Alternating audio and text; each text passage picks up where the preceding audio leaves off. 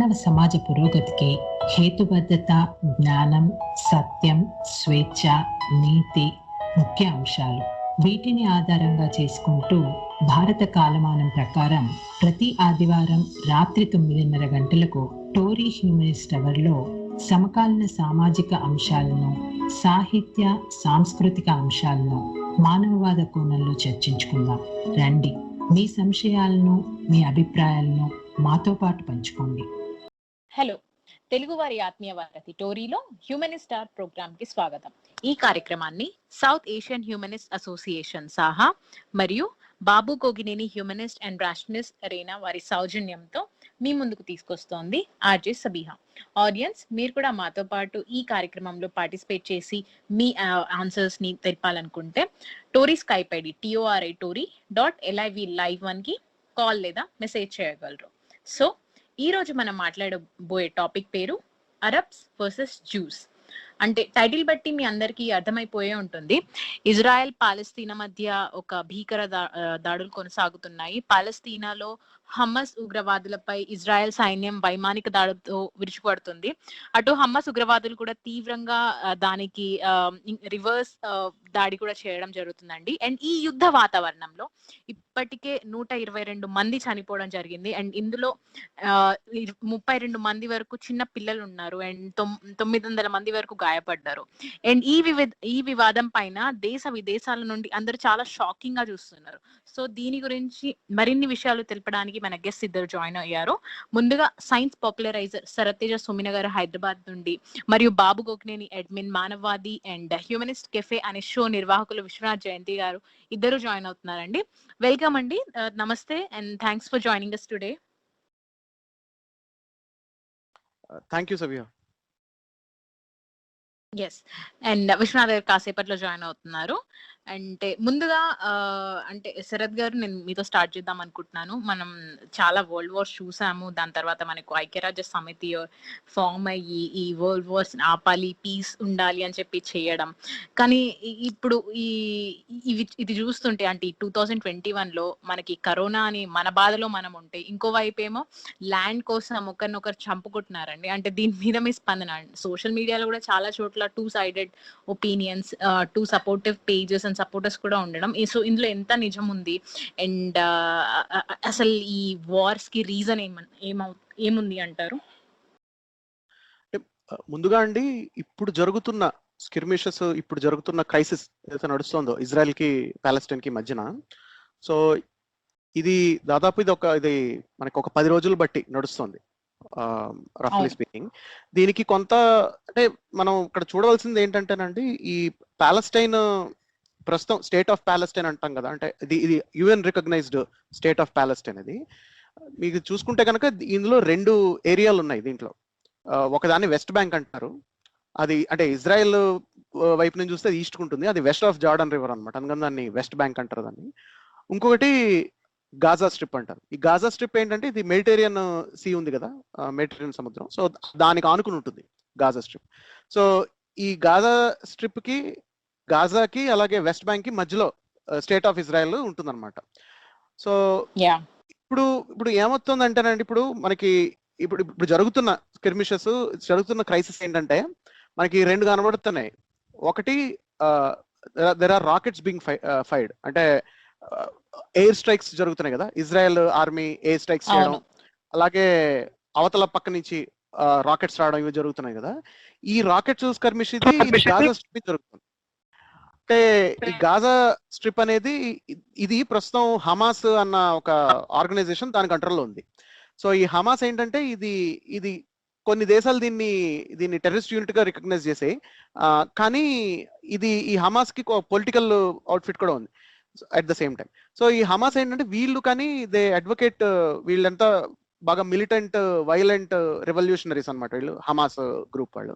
So ఈ Hamas వాళ్ళు rockets వేయడం ఇజ్రాయెల్ సైడ్ కి, అలాగే ఇజ్రాయెల్ ఏమో వీళ్ళు 10 రాకెట్లు వేస్తే వాళ్ళకు 30 వేసి ఇజ్రాయెల్ వాళ్ళు రెస్పాండ్ అవడం. సో ఇది జరుగుతుంది. అంటే మనకు అపార్ట్మెంట్ బిల్డింగ్ ఒకటి కూలిపోయినట్టు మనకి వీడియోలు చూసాం కదా, చాలా పాపులర్, వైరల్ అయ్యాయి. అది యాక్చువల్ గా అది గాజా స్ట్రిప్ లో ఉన్న అపార్ట్మెంట్ కాంప్లెక్స్ అన్నమాట జరిగింది. సో హమాస్ స్ట్రిప్ మీద ఇది అంటే సారీ, గాజా స్ట్రిప్ మీద, గాజా ఏరియాలో ఈ మిలిటరీ ఆపరేషన్ జరుగుతుంది అనమాట. ఇజ్రాయెల్ మిలిటరీ ట్రూప్స్ ఏమో ఇప్పుడు గ్రౌండ్ అంటే గాజా బార్డర్ దాటి గాజాలోకి వెళ్ళి ఇప్పుడు వాళ్ళు అక్కడ ఆన్ గ్రౌండ్ ఆపరేషన్స్ చేయడం అని చేస్తున్నారు. ఇప్పుడు మనకి లేటెస్ట్ డెవలప్ అవుతున్న న్యూస్ లో. ఇది కాక వెస్ట్ బ్యాంక్ లో ఏమవుతుందంటే, వెస్ట్ బ్యాంక్ లో ప్రొటెస్ట్లు ఏవైతే జరుగుతున్నాయో, అలాగే ఇజ్రాయెల్ స్టేట్ లో, అలాగే ఇజ్రాయెల్ గవర్నమెంట్ కంట్రోల్ చేస్తున్న టెరిటరీస్ ఏవైతే ఉన్నాయో వెస్ట్ బ్యాంక్ లో, కొన్ని దాన్ని 3 ఏరియాలకి డివైడ్ చేస్తారనమాట. Area 1 areas, area B, area C అని చెప్పి 3 ఉంటాయి. సో వీటిలో కొన్ని I think area B and C అవి ఏరియా బిలో ఇజ్రాయెల్ సెక్యూరిటీ ఇస్తుంది, Palestine state of Palestine govern చేస్తుంది. ఏరియా సి ని ఇజ్రాయెల్ గవర్న్ చేస్తుంది అనమాట. సో సో ఈ ఏరియాలో అంటే ఎక్కడైతే ఇజ్రాయెల్ గవర్న్ చేస్తుందో అక్కడ ఆ ఏరియాల్లో కొన్ని చోట్ల ప్రొటెస్టులు జరగడం, ఆ ప్రొటెస్ట్ని అణిచివేసే రకంగా ఇజ్రాయెల్ ఫోర్సెస్, పోలీస్ ఫోర్సెస్ కానీ ఇజ్రాయెల్ పోలీస్ ఫోర్సెస్ ఎక్కువగా వెళ్ళడం అనేది జరుగుతుంది. సో ఇలా 2 చోట్ల జరుగుతుంది అనమాట. ఇక్కడ ఏంటంటే ఈ వెస్ట్ బ్యాంక్ లో జరగడం అనేది ఎప్పుడు జరుగుతూనే ఉంటుంది. అంటే ఏదో ఒక అంటే అక్కడ అది కొంత పొలిటికల్ హాట్ బెడ్ అండి. అంటే ఇజ్రాయెల్ అలాగే స్టేట్ ఆఫ్ ప్యాలెస్టైన్ లో ఈ వెస్ట్ బ్యాంక్ ఏరియాలో ఉన్న ఇజ్రాయెల్ గవర్నడ్ ఏరియాస్ లో కానీ. సో వీళ్ళు ఏంటంటే ఇప్పుడు మీరు అంటే ఎట్లాంటి చిన్న చిన్న వాటికి కూడా గొడవలు అవుతాయండి చెప్పాలంటే, మీరు జస్ట్ రీసెంట్ గా జరిగిన ఈవెంట్స్ అని చూస్తే కనుక జస్ట్ ఏప్రిల్ నెలలో మనకి రమదాన్ మంత్ స్టార్ట్ అయిన తర్వాత చూస్తే కనుక ఒక చోట ఎక్కడో ప్రెసిడెంట్ మాట్లాడుతున్నాడని చెప్పని ఒక మాస్క్ దగ్గర వాళ్ళు లౌడ్ స్పీకర్స్ కట్ చేయడం ఇలాంటివి చేశారనమాట. అంటే సో దట్ ఈ లౌడ్ స్పీకర్ నుంచి ఈ నమాజ్ వచ్చేది డ్రౌన్ చేసేకుండా ఉండడానికి, ఇది ప్రెసిడెంట్ స్పీచ్ కన్నా గట్టిగా ఉండకుండా ఉండడానికి. సో దాని తర్వాత ఏమో ప్రొటెస్ట్లు. అలాగే మీరు చూస్తే ఈ ప్యాలెస్టీనియన్స్, అక్కడ ఉన్న ప్యాలెస్టీనియన్స్ కి అలాగే జూయిష్ ఎవరైతే ఆర్థడాక్స్ జూయిష్ వాళ్ళు ఉంటారో వాళ్ళకి మధ్యన పడకపోవడం, వాళ్ళకి వీళ్ళకి మధ్యన ఏవైతే నలుగుతుందో ఇష్యూస్ కింద ప్రెజుడిషియల్ ఇష్యూస్, పొలిటికల్ ఇష్యూస్ ఇవి ఉన్నాయో, ఇవి చిలికి చాలా పెద్దగా ఫ్లేరప్ అయిపోవడానికి చాలా హాట్ బెడ్ గా ఉందన్నమాట వెస్ట్ బ్యాంక్ లో కొన్ని ప్రాంతాల్లో. అలాగే సందర్భం బట్టి కూడా ఇప్పుడు ఒక ప్రాపర్టీ డిస్ప్యూట్ బట్టి కి యాక్చువల్ గా సుప్రీం కోర్ట్ జడ్జిమెంట్ ఒకటి పెండింగ్ ఉంది ఇజ్రాయెల్లో. If you look at it, ఆ ప్రాపర్టీ డిస్ప్యూట్ లో ఏంటంటే ఒక ప్రాపర్టీలో ఉంటున్న ప్యాలెస్టీనియన్స్ ని ఎవిక్ట్ చేసేయాలన్నది కేసు అనమాట అది. సో లోవర్ కోర్ట్స్ ఎవిక్ట్ చేసేమని ఇచ్చే ఆర్డర్, ఇప్పుడు సుప్రీం కోర్ట్ ఆర్డర్ పెండింగ్ ఉంది దాని జడ్జిమెంట్. సో ఆ పెండింగ్ టైంలో జరుగుతున్న కొన్ని ఉన్నాయి. సో ఇప్పుడు ఈ గొడవలు జరుగుతున్నందుకు ఈ సుప్రీం కోర్ట్ ఏం చేసిందంటే 30 days పోస్ట్పోన్ చేసింది జడ్జిమెంట్ ఇవ్వకుండా, ఎందుకంటే ఈయన టెన్షన్స్ ఉన్నాయి కాబట్టి. సో ఇదేంటంటే ఈ కొన్ని ఏరియాస్ ఇక్కడ ఈ వెస్ట్ బ్యాంక్ లో ఉన్న చోట కూడా చాలా కొన్ని హాట్ బెడ్ టైప్ పొలిటికల్ గా కొంచెం సెన్సిటివ్ గా ఉన్న ఏరియాస్ అనమాట. అంటే ఒక చిన్న గొడవ అనేది పెద్ద రయాట్ గా అయిపోవడం, ఆ ఇజ్రాయెల్ ఫోర్సెస్ రావడం, పోలీస్ ఫోర్సెస్. సో ఇదంతా ఈ జరగడం అనేది వెస్ట్ బ్యాంక్ లో జరుగుతూనే ఉంటుంది అడపదడపగా. ఇప్పుడు ఏంటంటే ఈ రమదాన్ మంత్ స్టార్ట్ అయిన తర్వాత బ్యాక్ డ్రాప్ నుంచి ఇప్పటి వరకు జరుగుతున్న దాంట్లో కొంత ఈ మిలిటరీ కాన్ఫ్లిక్ట్ కూడా స్టార్ట్ అయింది గాజా స్ట్రిప్ లో. సో అది కూడా వచ్చింది. సో ఇప్పుడు మనం కనుక దీని హ్యూమన్ లాసెస్ చూసుకుంటే, అంటే ఎంతమంది మనుషులు దీనివల్ల ఎఫెక్ట్ అయ్యారు, ఎంతమంది చనిపోయారు, ఇవి చూసుకుంటే కనుక మనకి ఇజ్రాయెల్ సైడ్ చూస్తే కనుక 9 మంది చనిపోవడం జరిగింది. ఆ 9 మందిలో ఒక భారతీయ సంస్కృతికి చెందిన వాళ్ళు కూడా ఉన్నారు, ఒక ఇండియన్ కూడా ఉన్నాడు యాక్చువల్గా. సో అది కాక 500 పైచిలకు మంది గాయాల బారిన పడడం జరిగింది. అలాగే 20 దగ్గర 20 మంది పోలీసులు గాయపడడం జరిగింది. ఒక సైనికుడు చనిపోవడం జరిగింది, ఒక సోల్జర్. కానీ మీరు గాజా స్ట్రిప్ సైడ్ చూసారనుకోండి, దాదాపు ఒక 180 వరకు సివిలియన్స్, మిలిటెంట్స్ కలిపి, అంటే హమాస్ వాళ్ళు అలాగే అది కాక మామూలు సివిలియన్స్ కలిపి 170 పైన చనిపోవడం జరిగింది. 1200 పైన గాయాల బారిపడడం జరిగింది అనమాట. సో వెస్ట్ బ్యాంక్ లో చూసుకుంటే కనుక 500 పైచిలకు ప్యాలెస్టీనియన్స్ గాయాల పడడం జరిగింది. ఇది దాదాపు ఒక 15 పైన ప్యాలెస్టీనియన్స్ చనిపోవడం జరిగింది. సో మీరు టాలీ వేస్తే కనుక ఎటు సైడ్ ఎక్కువ లాసెస్ ఉన్నాయో మనకు కనబడుతుంది క్లియర్ గా.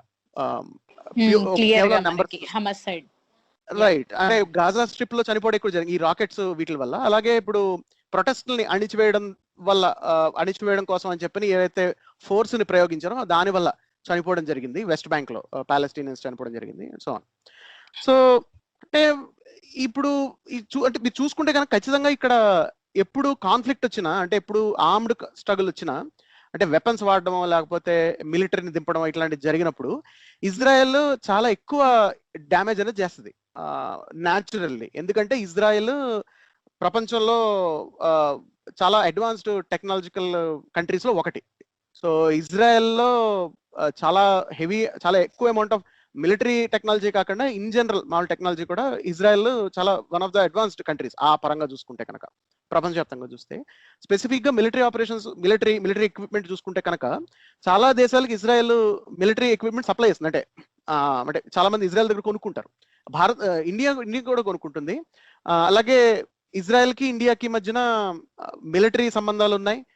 అక్కడ మొసాద్ వాళ్ళు కానీ లేకపోతే ఇజ్రాయెల్ మిలిటరీ వాళ్ళు కానీ ఇండియన్ మిలిటరీకి అంటే ఇండియన్ ఆర్మ్డ్ ఫోర్సెస్ కి అలాగే ఇండియన్ స్పై ఏజెన్సీస్ కి వీళ్ళకి మధ్యన ట్రైనింగ్ నడుస్తుంటుంది.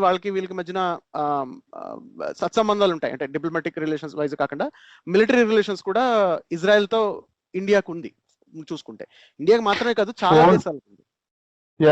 హలో, ఫోన్ టాపింగ్ లాంటి ఇష్యూస్ బయటకు వచ్చినప్పుడు యాక్చువల్ గా మనకి వార్తల్లో వినిపిస్తా ఉంటుంది. దానికి సంబంధించిన ఎక్విప్మెంట్ ఎక్కడి నుంచి తెచ్చారు అంటే ఇజ్రాయెల్ నుంచి తెచ్చారని చెప్పి మనకి ఆల్రెడీ మనకి న్యూస్ లో వచ్చింది. సో వాళ్ళ దగ్గర ఉన్న అడ్వాన్స్డ్ టెక్నాలజీ ఏదైతే ఉందో అది ఫోన్ ట్యాపింగ్ విషయంలో మనకు కనిపించింది. అట్లనే మిలిటరీకి ట్రైనింగ్ కూడా 2-3 సార్లు అంటే ఒక దేశానికి ఇంకో దేశానికి కంబైన్డ్ సెషన్స్ జరుగుతూ ఉంటాయి కదా. యుఎస్ తోటి మనకి నౌకాయానంతో వాళ్ళు మన నౌకాయానం తిరిగి వాళ్ళతో పాటు ట్రైనింగ్ చేసినట్టుగా ఇజ్రాయెల్ తో మన మిలిటరీస్ జరిగింది.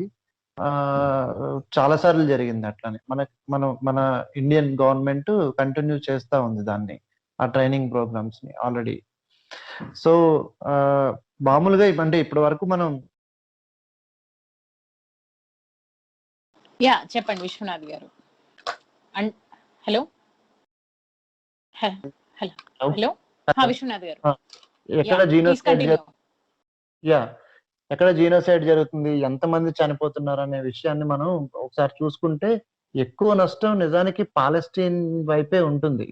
పాలెస్టీన్ అంటే ఇప్పుడు ఒక 125 ఐలాండ్స్ అంటే గాజా స్ట్రిప్ ఒకటి 165 ఐలాండ్స్ గా ఉన్నటువంటి వెస్ట్ బ్యాంక్ ఏరియాలో ఉన్నటువంటి దాన్ని మనం యుఎన్ ప్రకారం పాలెస్టీన్ అనుకుంటే, సో దాంట్లో ఉన్న వాళ్ళే మనకి హ్యూమన్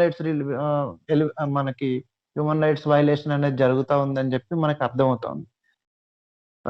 నెమ్మదిగా పాలెస్టీన్ ఆక్యుపైడ్ ఏరియా ఏదైతే ఉందో అంటే ఎలకేట్ చేసిన ఏరియా ఏదైతే ఉందో ఆ ఏరియా మనకి ఇయర్స్ చూసుకుంటా ఉంటే ఇయర్ బై ఇయర్ తగ్గిపోతా ఉందని మనం నిజంగా చూస్తే మనకి అర్థమవుతుంది. ఎందుకంటే ఇది సోషల్ మీడియాలో కూడా బాగా ప్రచురించిన ఇమేజ్ ఉందండి. 1940s నుండి ఇప్పుడు 2004-14 వరకు చూసుకుంటే ఆల్మోస్ట్ ఎలా ఇజ్రాయెల్ హ్యాస్ ఆక్యుపైడ్ అని చెప్పేసి ఒక ఇమేజ్, కంపారిటివ్ ఇమేజ్ కూడా చాలా పాపులర్, వైరల్ అయింది. అవును, అంటే ఇప్పుడు అంటే ఈ పాలస్తీన్ ఉన్న ప్లేస్ మనం చూసుకుంటే ఎట్లయితే ఏసిరియన్స్ ఫస్ట్ దాన్ని ఆక్యుపై చేశారు.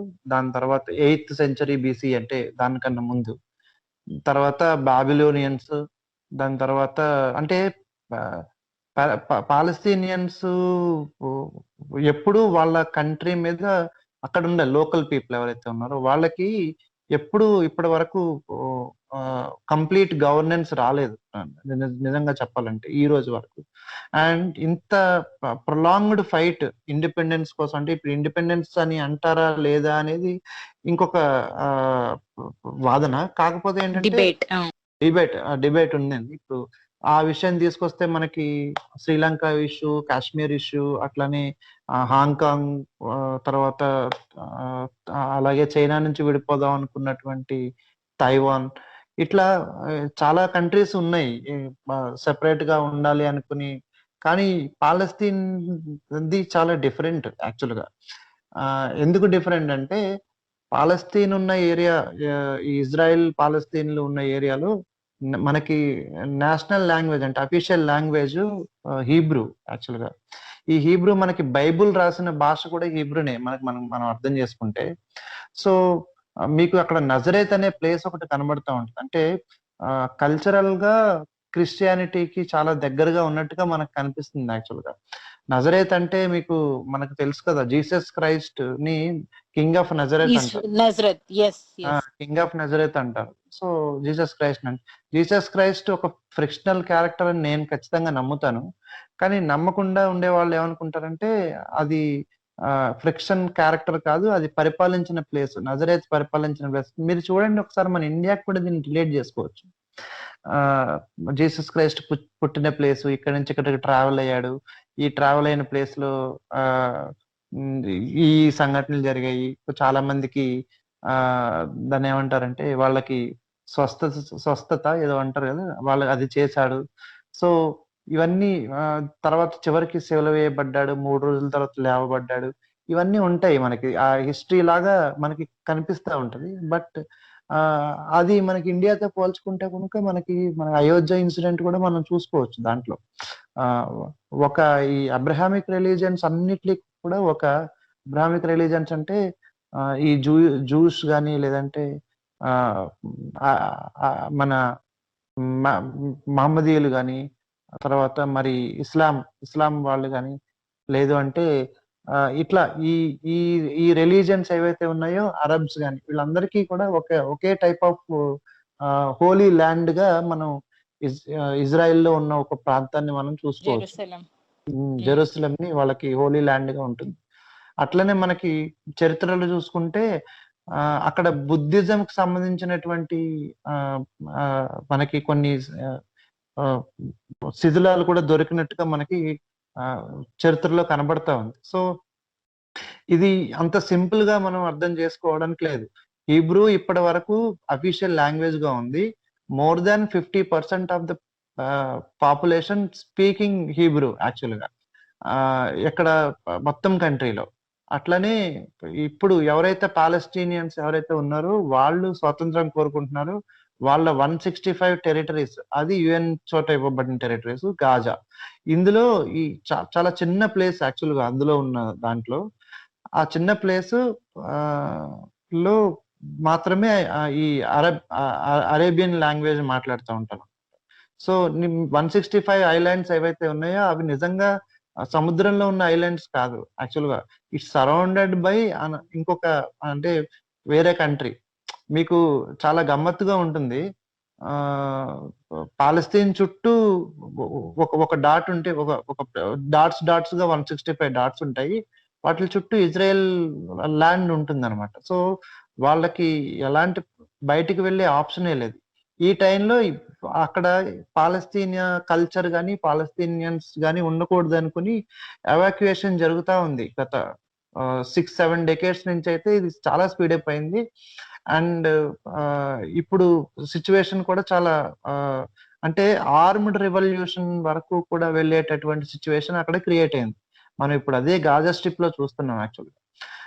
వెస్ట్ బ్యాంక్‌లో ప్రొటెస్ట్‌లు జరగడం, తర్వాత దాన్ని ఆహ్, యూఎన్ వాళ్ళందరూ యూఎన్ చుట్టూ ఉన్న ఫోర్సెస్ అవన్నీ కూడా దాన్ని మానిటర్ చేయడం ఇవన్నీ జరుగుతుంది. కానీ మనకి గాజా స్ట్రిప్‌లో మనకు చూసుకున్నట్లయితే అది సముద్రం పక్కనే ఉంటుందది. మెడిటేరియన్ సీ అనమాట. సో, ఆ గాజా స్ట్రిప్‌లో ఉన్న ఏరియాలో అయితే మిలిటెంట్ యాక్టివిటీకి దగ్గరగా ఉన్న యాక్టివిటీ జరుగుతా ఉంది. సో, అది ప్రపంచానికి ప్రమాదమా కాదా అనేది ముందు మనకు తెలుస్తా ఉంటది. కాపోతే అక్కడ మాత్రం ప్రతిరోజు కూడా ఏదో ఒక ఇన్సిడెంట్ దాంతో జరిగినటువంటి జీనోసైడ్ ఖచ్చితంగా జరుగుతా ఉందని చెప్పి మనం అర్థం చేసుకోవాలి. సో, ఈ ఇంకా మీరు ఇంకొకటిసారి మనం ఈ కింగ్ ఆఫ్ నజరత్ గురించి ఇందాక మాట్లాడుకున్నాం కదా! హీబ్రూలో నజరేత్ అంటే మనకి అంటే మన ఇండియన్స్ కూడా ఇప్పుడు పాలస్తీనాలో గనక ఈ ఇది ఇది ప్రొటెస్ట్‌లు అట్లాంటివి జరిగినప్పుడు మనకి ఇండియాలో కూడా కాశ్మీర్‌లో పాలస్తీనాకి పాజిటివ్‌గా అంటే పాలస్తీన్‌కి సెపరేట్ ల్యాండ్ కావాలి అనుకునే వాళ్ళు కాశ్మీర్‌లో కూడా మనకి pro Palestine anti Israel slogans జరుగుతా ఉంటాయి అక్కడ కాశ్మీర్‌లో కూడా జనరల్‌గా. అది మీడియాలో కూడా రెగ్యులర్‌గా రిపోర్ట్ చేస్తూ ఉంటారు. అండ్ మన మిలిటరీ ఎవరైతే ఉన్నారో వాళ్ళు దాన్ని వాటిల్ని కంట్రోల్ చేయడానికి ట్రై చేస్తూ ఉంటారు. నెక్స్ట్ కెనడాలో కూడా మనకి చాలా ప్రొటెస్ట్‌లు జరుగుతా ఉంటాయి. పాలస్తీన్‌కి ప్రోగా. అట్లనే వేరే వేరే లెబనాన్ లో, ఫ్రాన్స్ లో, రకరకాల వేరే వేరే కంట్రీస్ లో, యునైటెడ్ స్టేట్స్ లో, అన్ని కంట్రీస్ లోనూ మనకి పాలస్టీన్ లిబరేషన్ అనేటటువంటి వర్డ్ తోటి మనకి ప్రొటెస్టులు కనిపిస్తూ ఉంటాయి యాక్చువల్ గా. దీన్ని నేను స్పెసిఫిక్ గా మన కాశ్మీర్ అనే విషయం ఎందుకు చెప్తున్నానంటే, జనరల్ గా ఈ ఇష్యూని మనం దగ్గరగా కాశ్మీర్ ఇష్యూగా మనం ఆ కూడా మనం పోల్చుకోవచ్చు. అంటే పూర్తిగా ఒకే రకంగా ఉండకపోయినా సరే కాశ్మీర్ ఇష్యూగా పోల్చుకోవచ్చు. సో దీనికి కాశ్మీర్ కూడా ఈ ఇజ్రాయెల్ లాంటి సొల్యూషన్ చేద్దామని చెప్పి అంటే యునైటెడ్ నేషన్స్ ఏదైతే ఇచ్చిన సొల్యూషన్ చేద్దామని చెప్పి అట్లాంటి సొల్యూషన్ కావాలని ఆ అనుకుంటారు. అండ్ ఇంకొక విషయం దీంట్లో చెప్పాలనుకున్నది ఏంటంటే, హీబ్రూ లాంగ్వేజ్ గురించి మాట్లాడుతున్నాం కదా. దాంట్లో నజరేతు అంటే టు వాచ్ అని, అంటే everyone must watch the place అని నజరేత్, నజర్, నజర్ అని. యా, మన నజర్ ఇస్ హిందీలో కూడా వర్డ్ ఇన్ మన హిందీలో హిందీలో కూడా ఉంటుంది, ఉర్దూలో వర్డ్. యా. మన హిందీలోను ఉర్దూలో కూడా నజర్ అంటే కూడా వాచ్, అదే చూసే ఏరియా అని చెప్పి. సో అంటే కంటికి చూపుకు సంబంధించిన మనం దాని గురించి అని చెప్పి మనం అర్థం చేసుకోవాలి.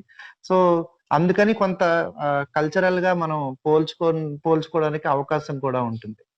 ఇంకొక విషయం మనం మాట్లాడుకోవాలి దీనికన్నా, అదే ఈ నజర్ అనే పదాన్ని గురించి మనం డిస్కస్ చేసుకున్నాం కదా. సో మన దగ్గర కూడా ఒక ఒక రకమైనటువంటి ఇన్సిడెంట్స్, ఈ టైప్ ఆఫ్ ఇన్సిడెంట్స్ జరుగుతూ ఉన్నాయి. ఎట్లా అంటే ఏదైతే ఇజ్రాయెల్ పాలస్టీన్ ని ఉన్నటువంటి ఐలాండ్స్ ని నెమ్మదిగా ఆక్యుపై చేస్తుందో, అట్లాంటి ఆక్యుపై అంటే నిజంగా చెప్పాలంటే ఇలాంటి సిచ్యువేషన్ కనుక ఇండియా బోర్డర్ కంట్రీలో కనుక ఉంటే అది ఈ పాటికి ఎప్పుడో దాన్ని ఇండియా ఆక్యుపై చేసుకునేది. ఇజ్రాయెల్ ఆ విషయంలో ఇజ్రాయెల్ ఇంకా ఆక్యుపై చేసుకోకుండా ఉన్నటువంటి ప్లేసెస్ గా ఉన్నదంటే మనం కొంత ఇంటర్నేషనల్ గా ఉన్న ప్రెజరే అని చెప్పి మనం అర్థం చేసుకోవాల్సిన అవసరం ఉంటుంది. ఎందుకంటే యుఎన్ఓ అనేది చాలా క్లోజ్ గా వాచ్ చేస్తూ ఉంది. దో యుఎస్ సపోర్ట్ ఉన్న దానికి, ఇజ్రాయెల్ కంట్రీకి, లేదంటే యూకే ఇట్లాంటి కంట్రీస్, పెద్ద కంట్రీస్ సపోర్ట్ ఉన్నా సరే ప్రపంచవ్యాప్తంగా వేరే దేశాల నుంచి చాలా పెద్ద ప్రెషర్ ఏదైతే ఉందో దానికి ఉందని చెప్పి మనం అర్థం చేసుకోవాలి. అందుకని ఇప్పటి వరకు కూడా చిన్న ప్రాంతాలను కూడా వాళ్ళు ఆక్యుపై చేసుకునేంత ధైర్యం చేయలేదు. అండ్ అణిచివేత చాలా స్లో డౌన్ గా చేయాలని వాళ్ళు అనుకుంటున్నారు. స్లో ప్రాసెస్ లో చేయాలి. మొత్తం సాఫ్ట్వేర్ లో కల్చరల్ గా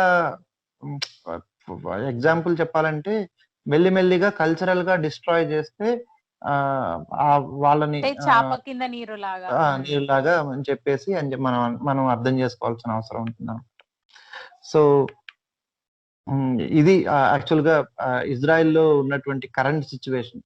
హిస్టారికల్ గా చూసినా సరే మనకి ఇందాక నేను చెప్పినట్టుగా ఎప్పుడూ కూడా మన పాలస్తీనియన్స్ వాళ్ళ సొంత గవర్నెన్స్ లో ఎప్పుడు లేరు.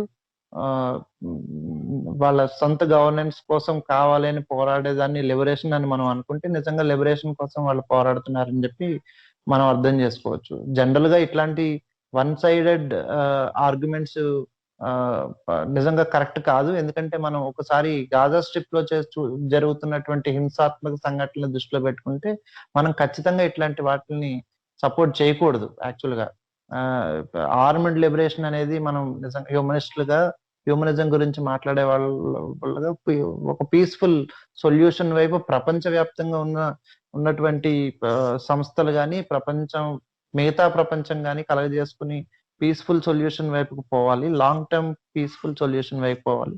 ఆ ప్రయత్నాలు నిరంతరం జరుగుతూ ఉన్నా సరే, అంటే ఈ లాస్ట్ 20 సంవత్సరాలుగా ప్రపంచవ్యాప్తంగా వచ్చినటువంటి ఒక ఐడియాలజికల్ షిఫ్ట్ ఏదైతే ఉందో, రైట్ వింగ్ ఐడియాలజికల్ షిఫ్ట్ ఏదైతే ఉందో ఆ వైపు ఆలోచించడం, ఒక నేషనలిజం లాంటి దాన్ని చేయటం, మైనారిటీల పట్ల ఉండేటటువంటి అంటే వాళ్ళ వాయిస్ కి ఉండేటటువంటి దృక్పథం నెమ్మదిగా మారటం, నేషన్ ఫస్ట్ అని, లేదంటే నా లాంగ్వేజ్ ఫస్ట్ అని అనుకునేటటువంటి వాళ్ళు, లేదంటే నా కలరు, నా క్రీడ్ ఏదైతే వాళ్ళది గొప్పది అనుకుంటున్నారో అదంతా కావాలి అదంతా ఉండాలనుకుని ఈ గత 20 సంవత్సరాలుగా వచ్చినటువంటి ఈ షిఫ్ట్ అంటారు, బిలీఫ్ షిఫ్ట్. ఇది మారింది. కాబట్టి దీన్ని అవకాశంగా చేసుకుని ఇజ్రాయెల్ నుంచి దాడులు ఎక్కువగా పెరిగాయి. దానికి ప్రతిఘటనగా ఇప్పుడు మనకి ఈ గాజా స్ట్రిప్ లో జరుగుతున్న హింసాకాండగా మనం చెప్పుకోవచ్చు. అవును విశ్వనాథ్ గారు, మేబీ ఇది ఒక డివియేషన్ అయ్యి ఉండొచ్చు, కానీ మీరు ఇప్పుడు ఒక స్టేట్మెంట్ చెప్పారు ఏంటంటే ఒక 20-25 years గా నాట్ వరల్డ్ మొత్తం ఒక రైట్ వింగ్ అంటే రైట్ వింగ్ టు మూవ్ అవ్వడం అండ్ షిఫ్ట్ అయింది. ఐడియాలజికల్ గా షిఫ్ట్ అవుతుంది and it is becoming more conservative అని చెప్తున్నారు. అంటే అది ఎందుకు జరిగిందంటే అంతకు ముందు లేదంటారా? అంటే అంతకు ముందు ఉన్నది కూడా ఒక kind of because of the introduction of technology అదొక వాయిస్ ని సమకూర్చుకొని ఇప్పుడే ఎక్స్టెండ్ అయిందంటారా? లేదు, ఈ కన్జర్వేటివ్ రైట్ వింగ్ ఐడియాలజీ అనేది ఇప్పుడే కాదు, ఎప్పటి నుంచో ఉంది. మనకి హిట్లర్ మనకు ఒక ఎగ్జాంపుల్ గా మనం మాట్లాడుకోవచ్చు ఈ విషయంలో. 1940s లో. అవును. సో ఇట్లాగా చాలా ఎప్పటికప్పుడు అవకాశం వచ్చినప్పుడల్లా ఇవి జరుగుతూనే ఉంటాయి ఇట్లాంటివి. సో అంటే ఈ ఐడియాలజీ ఏదైతే ఉందో రైట్ వింగ్ ఐడియాలజీ, అది దానికి ఈక్వల్ గానే ఉంటుంది. ఎప్పుడైతే ప్రపంచవ్యాప్తంగా కమ్యూనిజం అనేటటువంటి కాన్సెప్ట్ కొంత దాన్ని ఏమంటారు, కొంత ఫెయిల్ అవ్వటం, లేదంటే బ్యాక్ స్టెప్ తీసుకోవటం, ఆ టైప్ ఆఫ్ ఐడియాలజీలో పెద్ద ప్రోగ్రెషన్ లేదు అనుకోవటం అయిందో, సైమల్టేనియస్ గా ఈ మన పెట్టుబడిదారీ విధానంలో ఉన్నటువంటి సక్సెస్, ఎక్కువ మంది సక్సెస్ అవ్వటం, ఎక్కువ మందికి ఉపాధి దొరకటం, ఇట్లాంటివి జరగటం. అంటే మనకి సక్సెస్ మోడల్ ఫెయిల్ మోడల్ అని అనుకుంటామని చూపిస్తాం కదా. వరల్డ్ వైడ్ గా చూస్తే మనకి పైకి కనిపించేది, అంటే ఇంటర్నల్ గా ఏం జరుగుతుంది అనేది జనరల్ గా మనకు తెలియదు. సో మనకి కమ్యూనిజం కంట్రీల్లో సిచ్యువేషన్స్ కన్నా, హ్యూమన్ రైట్స్ కన్నా నాన్ కమ్యూనిస్ట్ కంట్రీస్ లో హ్యూమన్ రైట్స్, అక్కడ ఉన్న సిచ్యువేషన్స్ బాగుంటాయి యాక్చువల్ గా. సో మీకు ఇప్పుడు ఇజ్రాయెల్ విషయం తీసుకున్నా సరే, మీకు హ్యూమన్ డెవలప్మెంట్ ఇండెక్స్ అని చెప్పి ఒకటి ఉంటుంది. అది 2016 లో తీసుకుంటే ఉంటే, ఇజ్రాయెల్ 2016 డేటా ప్రకారం 19th పొజిషన్ లో ఉంది వరల్డ్ లో. అంటే మనకు దగ్గర తెలిసిన కంట్రీస్ అంటే 160 దాకా ఉన్నాయి. 160 కంట్రీస్ లో 19వ ప్లేస్ లో ఉంది. ఇంత హింస మధ్య, ఇంత డైలీ ఉండే ప్రెజర్స్ మధ్య చూసుకుంటే, రిసోర్సెస్ ఇవంతా పక్కన పెట్టండి, ఎడారి దేశం, కొంచెం దగ్గర సో ఇలాంటి సిచ్యువేషన్ లో కూడా వాళ్ళు హ్యూమన్ డెవలప్మెంట్ ఇండెక్స్ లో 19th ప్లేస్ లో ఉన్నారు. 160 కంట్రీస్ ఉన్నాయని మనం అనుకుంటే కనుక, అంటే అఫీషియల్ గా United Nations organisation. So and high income కంట్రీగా కూడా ఉంది మనకి చూస్తే. సో ఈ ఇందాక మనం అనుకున్నట్టు, ఎప్పుడైతే ఈ కమ్యూనిజం ఫెయిల్ అయింది అని, ఫెయిల్డ్ మోడల్ అని చెప్పి అందరికి భావన వచ్చిందో, అట్లానే సక్సెస్ఫుల్ మోడల్ గా ఏదైతే కనిపించిందో, ఇవన్నీ కొంత పెట్టుబడిదారి విధానం వల్ల ఉండడం జరిగిందో, జనరల్ గా ఇవన్నీ కూడా ఈ రైట్ వింగ్ ఐడియాలజీకి క్లోజ్ గా ఉంటాయి. సో దాని నేపథ్యంలో అవి పెరగడం జరిగింది, అది గ్రాడ్యువల్. వరల్డ్ ఒక షిఫ్ట్ అవ్వడం జరిగింది.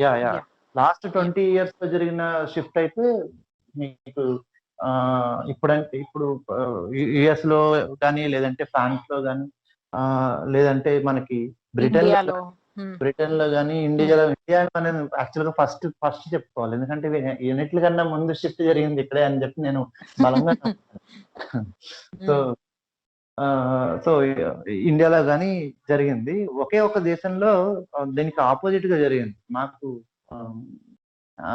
ఈ డెమోక్రటిక్ మోడల్ మాకు వద్దు, మాకు కమ్యూనిస్ట్ మోడల్ కావాలి అని చెప్పి వెనక్కి వెళ్ళింది మన నేపాల్ దేశం ఆ మధ్యకాలంలో. సో ఈ ఒకే ఒక దేశంలో అట్లా జరిగిందని మనం అనుకోవాలి. ఓకే, థ్యాంక్ యూ అండి. శరత్ గారు, ఇప్పుడు మీరు హిస్టరీ గురించి విశ్వనాథ్ గారు చెప్పడం జరిగింది. ఇప్పుడు ఈ సిచ్యువేషన్ ఇలా ఎన్ని డేస్ ఉంటుందండి? అంటే దీన్ని కర్టైల్ చేయగలుగుతారా? ఏదైనా ఎక్స్టర్నల్ ప్రెషర్ వల్ల ఈ వైలెన్స్ ఎప్పుడు అని ఆగుతుందని ఏమైనా ఐడియా ఉందా మీకు? ఇప్పుడు మనకి ఈ Israel and Palestine, state of Palestine areas, అంటే యుఎన్ రికగ్నైజ్డ్ బార్డర్, దాంట్లో ఉన్న ఇందాక మనం అనుకున్నాం ఏరియా ABC, వీటిలో చూసుకుంటే కనుక అలాగే గాజా స్ట్రిప్ కూడా చూసుకుంటే మనకి రెండు కనపడతాయి, రెండు విషయాలు అంటే రెండు రకాల డెవలప్మెంట్స్ మనకు కనపడుతున్నాయండి.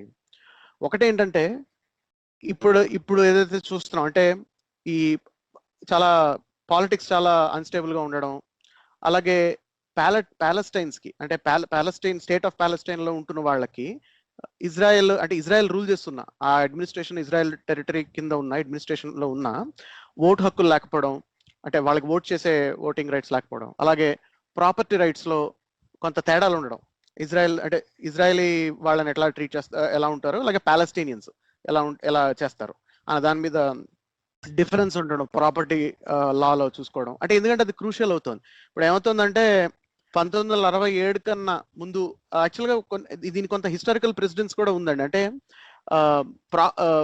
ఇజ్రాయెల్ యాక్చువల్గా అంటే వెస్ట్ బ్యాంక్ ఏరియాని ఇజ్రాయెల్ యాక్చువల్గా చేజిక్కించుకుందండి కొన్నాళ్ళ తర్వాత. దాని తర్వాత మళ్ళీ అది పోవడం జరిగింది, జార్డన్ కంట్రోల్కి వెళ్ళడం జరిగింది, మళ్ళీ అది రావడం జరిగింది ఇజ్రాయెల్కి. సో అందుకని ఏంటంటే ఈ మధ్యలో ఎవరైతే ఇజ్రాయెల్ సెటిలర్స్ ఉన్నారో, ఇజ్రాయెల్ సెటిలర్స్ ల్యాండ్ ఉన్న వాళ్ళు అక్కడి నుంచి ఎవిక్ట్ అయిపోవడం జరిగింది ఈ మధ్యలో ఏరియాలో. సో వాళ్ళు కానీ అలాగే లేకపోతే వాళ్ళు వేరే దేశాలకు వెళ్ళిపోతే మళ్ళీ వాళ్ళు వస్తే 1967 తర్వాత సెటిల్మెంట్స్ అయినప్పుడు, మళ్ళీ జూయిష్ సెటిల్మెంట్స్ వచ్చినప్పుడు వీళ్ళు వస్తే ఆ ల్యాండ్ కనుక ప్యాలెస్టీనియన్స్ ఆక్యుపేషన్ లో ఉంటే, ఆక్యుపేషన్ కాదు వాళ్ళ ఓనర్షిప్ లో ఉంటే కనుక మీరు తిరిగి అది రివర్స్ అయిపోతుంది అలాంటి loss. At the same time అదే తరహా ఫెసిలిటీ అనేది ప్యాలెస్టీనియన్స్ లేకపోవడం. అంటే ఒకప్పుడు ప్యాలెస్టీనియన్స్ వాళ్ళ ఓనర్షిప్ ఉన్న ల్యాండే కనుక ఇజ్రాయెల్ తీసేసుకుని, అంటే డ్యూ టు ఆక్యుపేషన్ తర్వాత మళ్ళీ స్టేట్ ఆఫ్ ప్యాలెస్టైన్ లో మళ్ళీ వచ్చినప్పుడు ఈ ప్యాలెస్టైన్స్ మళ్ళీ రావదలుచుకుంటే వాళ్ళకి ఆ ల్యాండ్ రాకపోవడం, ఇవ్వకపోవడం. అంటే ఇట్లాగా అంటే ప్రాపర్టీ లాలో కూడా తేడాలు ఉండడం, ఇట్లా అంటే లెజిస్లేటివ్ గా డిఫరెన్సెస్ ఉండడం, అంటే ఇజ్రాయలీస్ కి ప్యాలెస్టీనియన్స్ కి మధ్యన తేడా చూపించడం, అలా డిస్క్రిమినేటరీగా ఉండడం అనమాట చట్టం. అలాగే ఇందాక మనం చెప్పుకున్నట్టు ఓటింగ్ రైట్స్ లేకపోవడం. అట్ ద సేమ్ టైం ఇప్పుడు చట్టం మారాలంటే ఏం ఉండాలి, చట్టసభల్లో మనకి ప్రాతినిధ్యం ఉండాలి కదా, అప్పుడు చట్టం మారుతుంది కదా, చట్టాన్ని మార్చుకునే అవకాశం ఉంటుంది కదా. సో అలా కూడా లేకుండా అంటే ఓటింగ్ రైట్స్ లేకపోవడం, ఇలాంటి సమస్యలు ఒకటి. దీంతో తోడుగా ఏంటంటే ఈ నేషనలిజం ఇన్సర్జెన్సీస్. ఇప్పుడు ఏమవుతుందంటేనండి, ఇప్పుడు మనం గుర్తుపెట్టుకోవాల్సిన విషయం ఏంటంటే ఇక్కడ ఈ జాతివాదం అంటాం కదా, నేషనలిజం అని చెప్పని. ఇప్పుడు భారతదేశంలో కూడా ఈ మధ్య గత 10-15 సంవత్సరాల్లో బాగా ఎక్కువ వినబడుతుంది జాతివాద నేషనలిజం. అక్కడికి ఏదో భారతదేశం 10-15 సంవత్సరాల కింద పుట్టినట్టు. కానీ విషయం ఏంటంటే ఇది 19వ శతాబ్దం యూరోప్ లో మొదలైన విషయం అండి. ఇది అంటే 19th సెంచరీ యూరోప్ లో ఏంటంటే అప్పటి ఎంపైర్స్ ఏవైతే ఉండేవో, రాజ్యాలు ఉండేవో, పెద్ద పెద్ద ఎంపైర్స్ ఉండేవో, అక్కడ ఈ ఒకే భాష మాట్లాడే వాళ్ళు, లేకపోతే ఒకే రేస్ కి ఎథనిసిటీ కి సంబంధించిన వాళ్ళు, అంటే ఇట్లాంటి సోషల్ గ్రూప్స్ అనేది మేము ఒక దేశంగా ఏర్పడాలి అన్న నేషన్ స్టేట్ అనే కాన్సెప్ట్ అనేది అప్పుడు మొదలైంది. యాక్చువల్ నిజానికి చెప్తే దాని ముందంతా రాజ్యాలే ఉండేవి, ఎక్కడ చూసినా ప్రపంచం అంతా. దేశాలు అన్నది కాన్సెప్ట్ అప్పుడు మొదలైంది. అది చూసిన తర్వాత దాని నుంచి ఏంటంటే యూరోప్ అంటే ఏంటి, ఇప్పుడు మీకు మెడిటేరియన్ సీకి, సముద్రానికి పైన ఉన్నదంతా యూరోపే కదా. ఇప్పుడు మెడిటేరియన్ సీకి ఈస్ట్ కి సౌత్ కి అప్పట్లో ఒటమన్ ఎంపైర్ ఉండేది. ఇప్పుడు ఏదైతే మనం ఇజ్రాయెల్ అన్నా, ఇప్పుడు మిడిల్ ఈస్ట్ అన్నాం కదా, excuse me, north Africa, Egypt, అలాగే ఈ సిరియా, జార్డన్, ఈ ఏరియాస్ అన్ని ఉన్నాయి కదా. సో ఇదంతా ఒటమన్ ఎంపైర్ లో ఉండేది భాగంగా. సో ఈ ఒటమన్ ఎంపైర్ లో కూడా మొదలైంది ఈ స్టేట్ ఆఫ్ ప్యాలెస్టైన్ అనేది రావాలన్నట్టు. కానీ అది పెద్ద మూమెంట్ ఏం కాదు ఏమి అప్పటికి.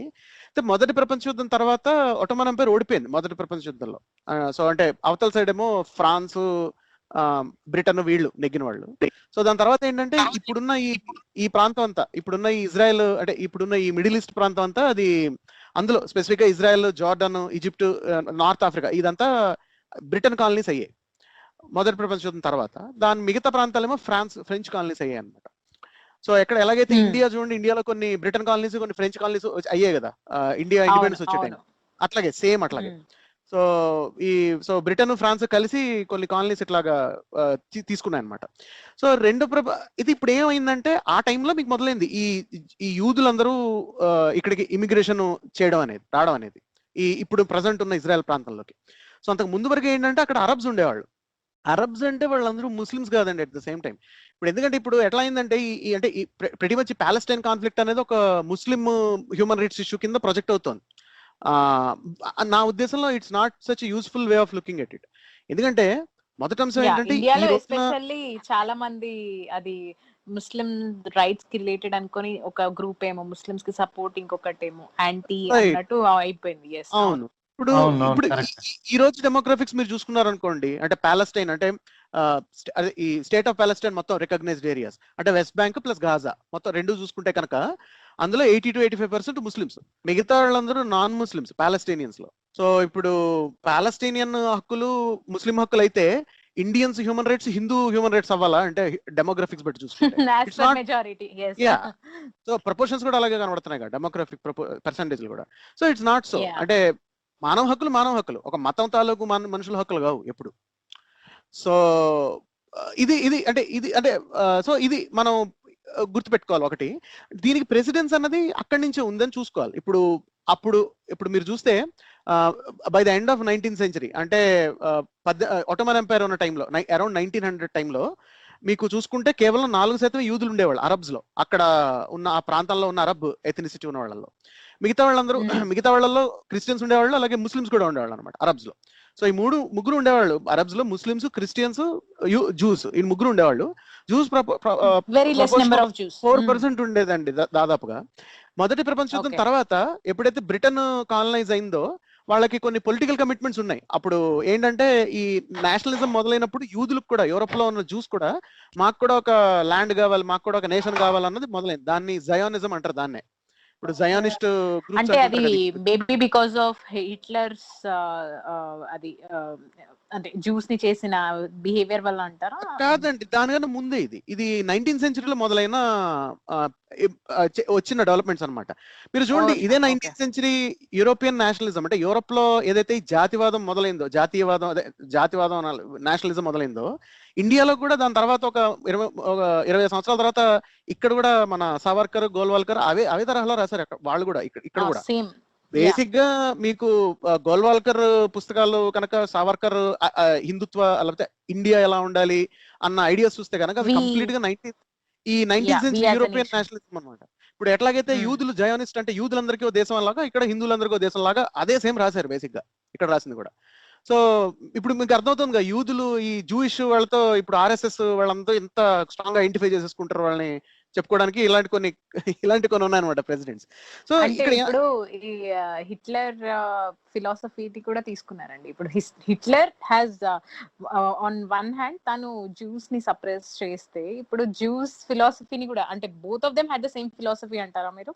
ఆల్మోస్ట్ స్ట్రేంజ్ థింగ్ అంటే కామనాలిటీస్ ఉన్నాయి. అంటే ఎట్లా అంటే ఇప్పుడు అంటే జయానిజం కి నాజిజం అంటే చూసుకుంటే మీరు, అంటే ఇవి రెండు నేషనలిజం కైండ్ ఆఫ్ అంటే, కానీ జయానిజం అనేది అంత, ఈ యూదుల జాతివాదం అనేది అంత పెద్ద it did not take off any time. So German nationalism అనేది చాలా పొలిటికల్ గా చాలా స్ట్రాంగ్ అయింది. అంటే హిట్లర్ రావడం, దానికన్నా ముందు కూడా అయితే ఈ జర్మన్ నేషనలిజం మొదలైందో, దాని తర్వాత వచ్చిన పరిణామాలు, మొదటి ప్రపంచ యుద్ధం తర్వాత మెయిన్లీ హిట్లర్ రైజ్ అవ్వడం జరిగింది. మనకి ఆ పాలిటిక్స్ అంతా మనకు కొంత చూస్తే మనకు అర్థమవుతుంది. కానీ యూదులు చూసుకుంటే కనుక ఈ జయానిజం వల్ల ఏంటంటే బ్రిటన్ కి కొన్ని ప్రామిసెస్ ఉన్నాయి. ఇట్లా ఏంటంటే యూదులకి వాళ్ళకి వాళ్ళ దేశం అనేది సెటిల్మెంట్ చేయాలి అని చెప్పని. సో ఈ సెటిల్మెంట్ అంటే ఇట్లాంటి పొలిటికల్ అగ్రిమెంట్స్ ఉండడం వల్ల ఈ ఆక్యుపైడ్ ఈ కాలనీ ఉందో, అంటే ఈ అరబ్ ప్రాంతం స్టేట్ ఆఫ్ పాలెస్టైన్ అని పాలెస్టైన్ ల్యాండ్స్ ఉన్నాయో, అక్కడికి మీకు ఈ యూదులు రావడం అనేది జరిగింది బాగా. ఎంతలాగంటే 1938 ప్రాంతానికి, అంటే ఎప్పుడైతే మీకు హిట్లర్ పతాక స్థాయిలో ఉన్నాడో, హిట్లర్ ఎప్పుడైతే యూదుల్ని పెర్సిక్యూషన్ ఇవన్నీ చేస్తున్నాడో, ఆ టైంకి చూసుకుంటే కనుక మీకు ఈ ప్రాంతంలో ఇప్పుడున్న ఇజ్రాయెల్, పాలెస్టైన్ ఈ ప్రాంతంలో, ఇంక్లూడింగ్ జార్డన్, ఈజిప్ట్, ఈ ప్రాంతాల్లో చూసుకుంటాడు బ్రిటన్ అడ్మినిస్ట్రేటెడ్ కాలనీస్ చూసుకుంటే రఫ్లీ 40% జూస్ ఉండేవాళ్ళు అప్పుడు. అంటే అంత ఇమిగ్రేషన్ వచ్చింది. అంటే రఫ్లీ 4% నుంచి 40 షేర్ అంత పెరిగింది అన్నమాట. సో యూ అండర్స్టాండ్, అంటే 10 వచ్చి రావడం జరిగింది. అండ్ ఆబ్వియస్ గా మీకు ఏమవుతుందంటేనండి, ఇప్పుడు ఇంతమంది అంటే over a period of time రావడం అనేది వల్ల మీకు లోకల్ గా గొడవలు జరగడం ఇలాంటివి జరుగుతాయి గ్రూప్స్ మధ్యన. ఎందుకంటే కల్చరల్ గా కొంచెం డిఫరెంట్ గా ఉంటారు, లైక్ ఎథనిక్ గ్రూప్స్ కింద ఉంది కాబట్టి. సో అరబ్స్ కి జూస్ కి మధ్యన గొడవలు అయ్యాయి బాగా. ఈ గొడవలు అవన్నీ చూసి బ్రిటన్ ఏం చేసిందంటే అప్పుడు కొంత ఇమిగ్రేషన్ తగ్గించింది. బట్ హైరానికల్ గా ఏంటంటే అదే టైంలో జూస్ కి యాక్చువల్గా ఇమిగ్రేషన్ అవసరం పడింది. ఎందుకంటే అక్కడ జర్మనీలో వాళ్ళకి పరిస్థితి బాగాలేదు కాబట్టి. హిట్లర్ ఎక్కడెక్కడైతే ఆక్యుపై చేశాడో, పోలాండ్ కానీ జర్మనీ కానీ, వేరెవర్ హిట్లర్ వెంట్, అక్కడ మీకు కాన్సన్ట్రేషన్ క్యాంప్స్ పెట్టడం ఇలాంటివన్నీ పతాక స్థాయిలో జరిగాయి ఆ సమయంలో. వరల్డ్ వార్ II పీక్ లో ఉన్న టైం కదా 1938, 1940 అంటే. సో సో అందుకని మీకు అట్లా సో అందుకని ఏంటంటే ఈ జూయిష్ జయోనిస్ట్ కాజ్ అనే దానికి సింపతి పెరిగింది ఆ టైంలో, ఎందుకంటే ఇట్లాంటి కారణాల వల్ల. సో రెండో ప్రపంచ యుద్ధం తర్వాత ఏమైందంటే ఫ్రాన్స్ కానీ ఏవైతే నెగ్గాయో పార్టీలు, అంటే ఫ్రాన్స్ కానీ అలాగే బ్రిటన్ కానీ వాటి కాలనీస్ అనేవి వదిలేసుకున్నాయి, డీకాలనైజ్ చేసాయి, అంటే అరౌండ్ ద వరల్డ్ చేసాయి ఇది. అలాగే ఇండియాకు కూడా ఇండిపెండెన్స్ వచ్చింది, అంటే బేసిక్గా అదే కాంటెక్స్ట్ లో. అయితే ఇండియా ఏంటంటే ఇండియాకు ఆల్రెడీ అంటే ఇది ఎప్పటి నుంచో ఒక 200 సంవత్సరాలు, దాదాపు దానికంటే ముందు 100 సంవత్సరాలు బట్టి బ్రిటిష్ కాలనీ గట్టి ప్రాపర్గా, దాని ముందు ఒక 100 సంవత్సరాలు ఈస్ట్ ఇండియా కంపెనీ పరిపాలించిన.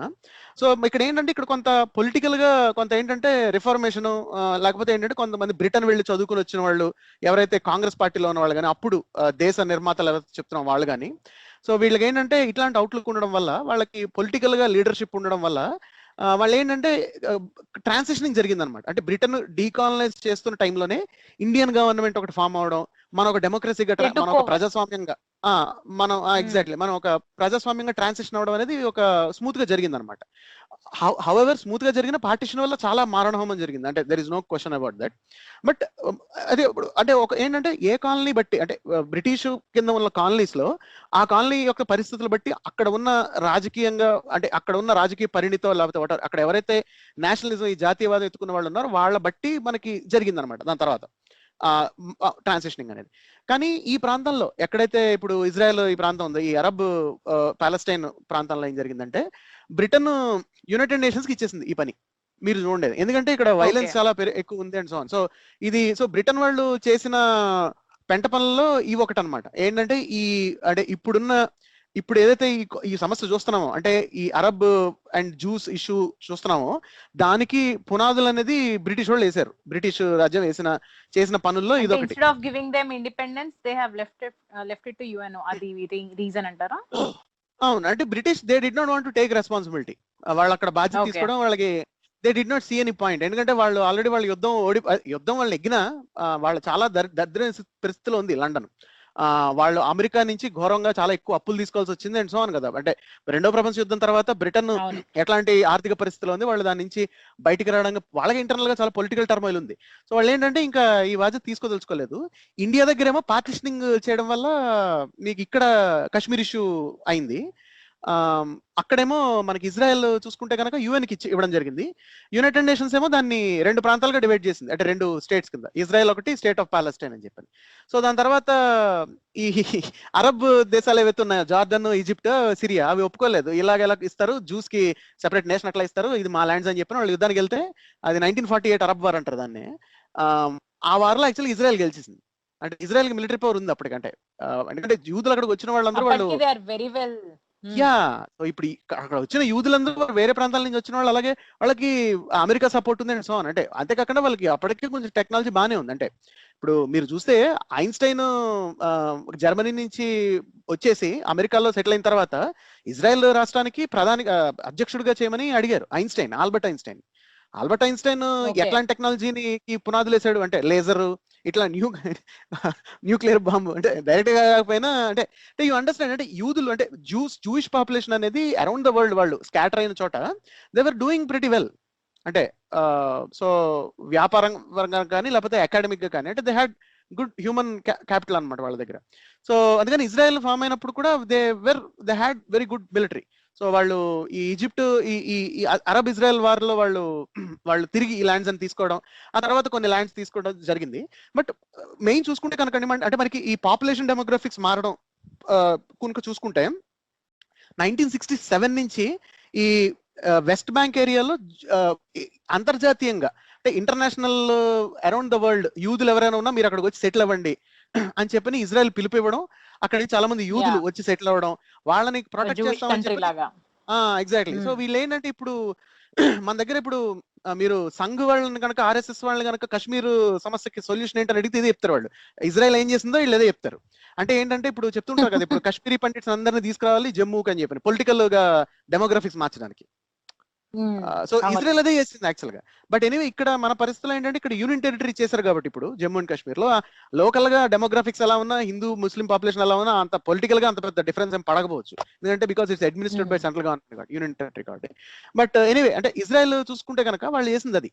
సో దానివల్ల ఏంటంటే మీకు దానివల్ల ఏమైందంటే ఒకటి డొమెస్టిక్ గా అంటే ఇజ్రాయెల్ లో అంతర్గతంగా రాజకీయాలు అనేవి టువర్డ్స్ రైట్ షిఫ్ట్ అయిపోయి. ఇప్పుడు ఇజ్రాయెల్ ప్రస్తుతం ఇప్పుడు నేతన్యాహు ప్రభుత్వం ఉంది కదా, ఆ పార్టీ అది right to centre party, like ఇది అది కన్జర్వేటివ్ ఇజ్రాయలీ పార్టీ లాగా అనమాట.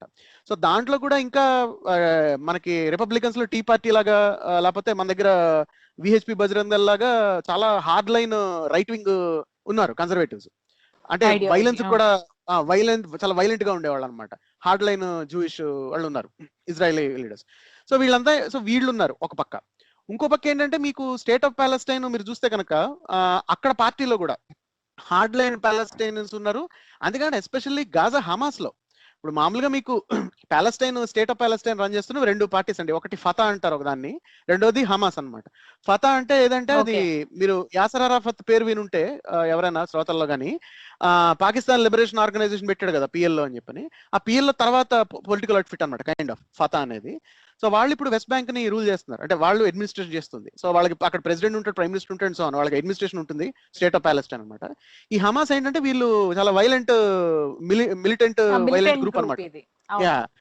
సో ఈ హమాస్ వీళ్ళు ఏంటంటే వీళ్ళు విచిత్రంగా వీళ్ళు గాజా స్ట్రిప్ మొత్తం కంట్రోల్ చేసేస్తున్నారు వాళ్ళు. అంటే ఇప్పుడు గాజా స్ట్రిప్ లో ఓన్లీ హమాస్ కంట్రోల్ ఉంది, ఫతా కంట్రోల్ లేదు, ఈవెన్ దో గవర్నమెంట్ లో ఇద్దరు పార్టీ అయినా. So that's how it is. So Hamas.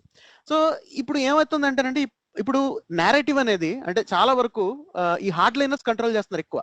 అంటే ఇప్పుడు ఇదంతా అంటే ఇది అంటే అంటే ఇప్పుడు యూదుల తరఫు నుంచి ఇజ్రాయెల్ సైడ్ నుంచి ఏంటంటే hard line right wing conservative, ultra conservative, ఈ hard line Israelis Jewish politics control చేస్తుంది ఒకటి ఉంది ఒక పక్క గ్రౌండ్ లెవెల్ నేరేటివ్స్ లో.